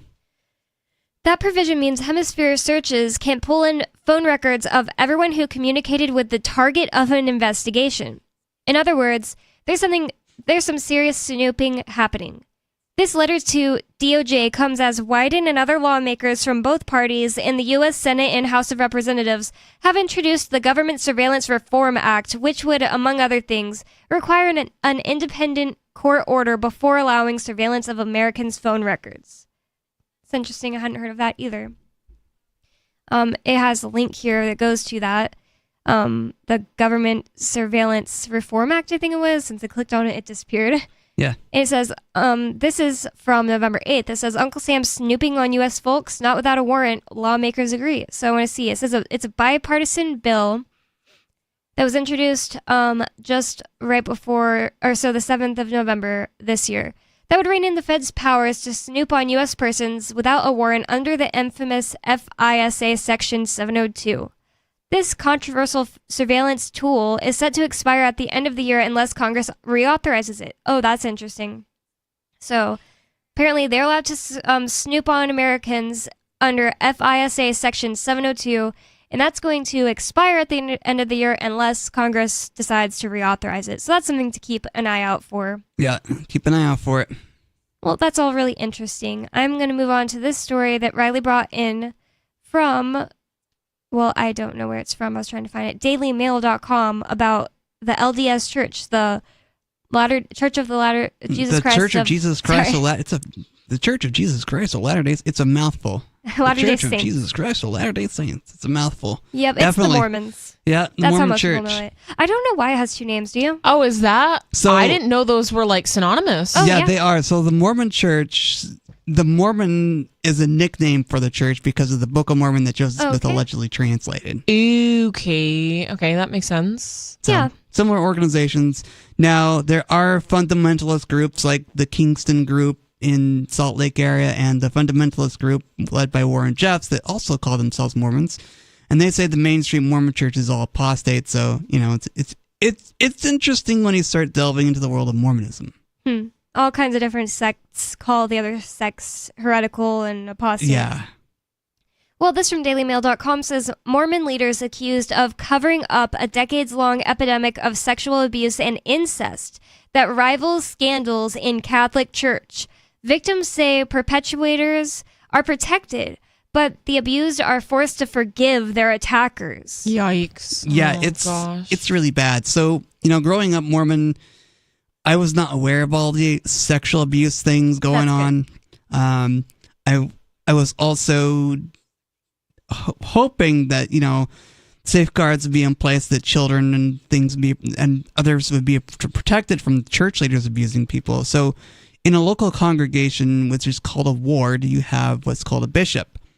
And the bishop is usually a man who is in his middle ages, 40s, 50s, sometimes. I mean, the youngest bishop I've heard of being called as a bishop or whatever was 29, but they're generally middle-aged people, and they're generally interviewing people about sexual stuff that they've supposedly done. For example, they'd be interviewing teenagers about their sex lives or whether they're self-stimulating, whatever. And, some people are really opposed to that, but these bishops are also in places where they can abuse people. And the church does have a hotline that you can call, not the members, but the bishops can call and say, hey, this abuse happened, what do I do about it? And the hotline doesn't go to an abuse advocacy place. It goes to Kirk and McConkie, which is a law firm that the church hired. And they can say, oh, well, you don't need to report it because you're not in a mandatory reporting area for abuse. Whoa. Really? Yeah. Oh, my gosh. That's crazy. It is crazy. It's insane. It's ridiculous how the abuse of power goes from the bottom all the way to the top. Because in the LDS church, the main leaders are what's called the first presidency. So you have the president of the church, or the prophet, which is Russell Nelson, and his two counselors. Then you have the quorum of the 12 apostles, which is the second line of leadership. And I'm assuming that, these people are not pure as a driven snow. They've had to get into that position by, being wealthy or, tugging on the right heartstrings or whatever, and getting into these positions of power by playing the church game. Right. And I find it really interesting that says it rivals the scandals in the Catholic Church because it's mainstream. People know that lots of terrible child abuse has happened in the Catholic Church, and I never even really think about that type of thing involved with the Mormon Church, and I lived in Utah for a while. I haven't thought about it either until all these stories started coming out, and I was like, oh no, this is bad. This is really bad. It says, Mormon leaders are covering up an epidemic of sexual abuse that rivals scandals exposed within the Catholic Church, victims have alleged to DailyMail.com. The Utah-based religion has repeatedly protected perpetrators and punished those who speak out in a bid to protect its reputation at all costs, it is claimed. Victims believe abuse is rampant, with Mormon families said to be suffering extremely high rates of incest. Young girls subjected to horrific abuse say that they're told to forgive their assailants and discouraged from reporting to the police. Now, I'm all about forgiveness, but telling someone to forgive? No. Yeah. They need to do that on their own terms and their own time. Yeah, absolutely. And especially with childhood abuse, it's like there's so much healing that needs to happen before forgiveness can be given. And it's sometimes one thing if it's like, oh, this is going to be good for you to just forgive them and move on. It's another thing to be doing it to protect the abuser. Yeah. And that's what it seems like is going Absolutely. on here. Well, if you want to finish this, I'm going to post it in the social media for Free Talk Live. You can find us on Twitter. You can also go to freetalklive.com for more of us. Thanks for listening, and peace.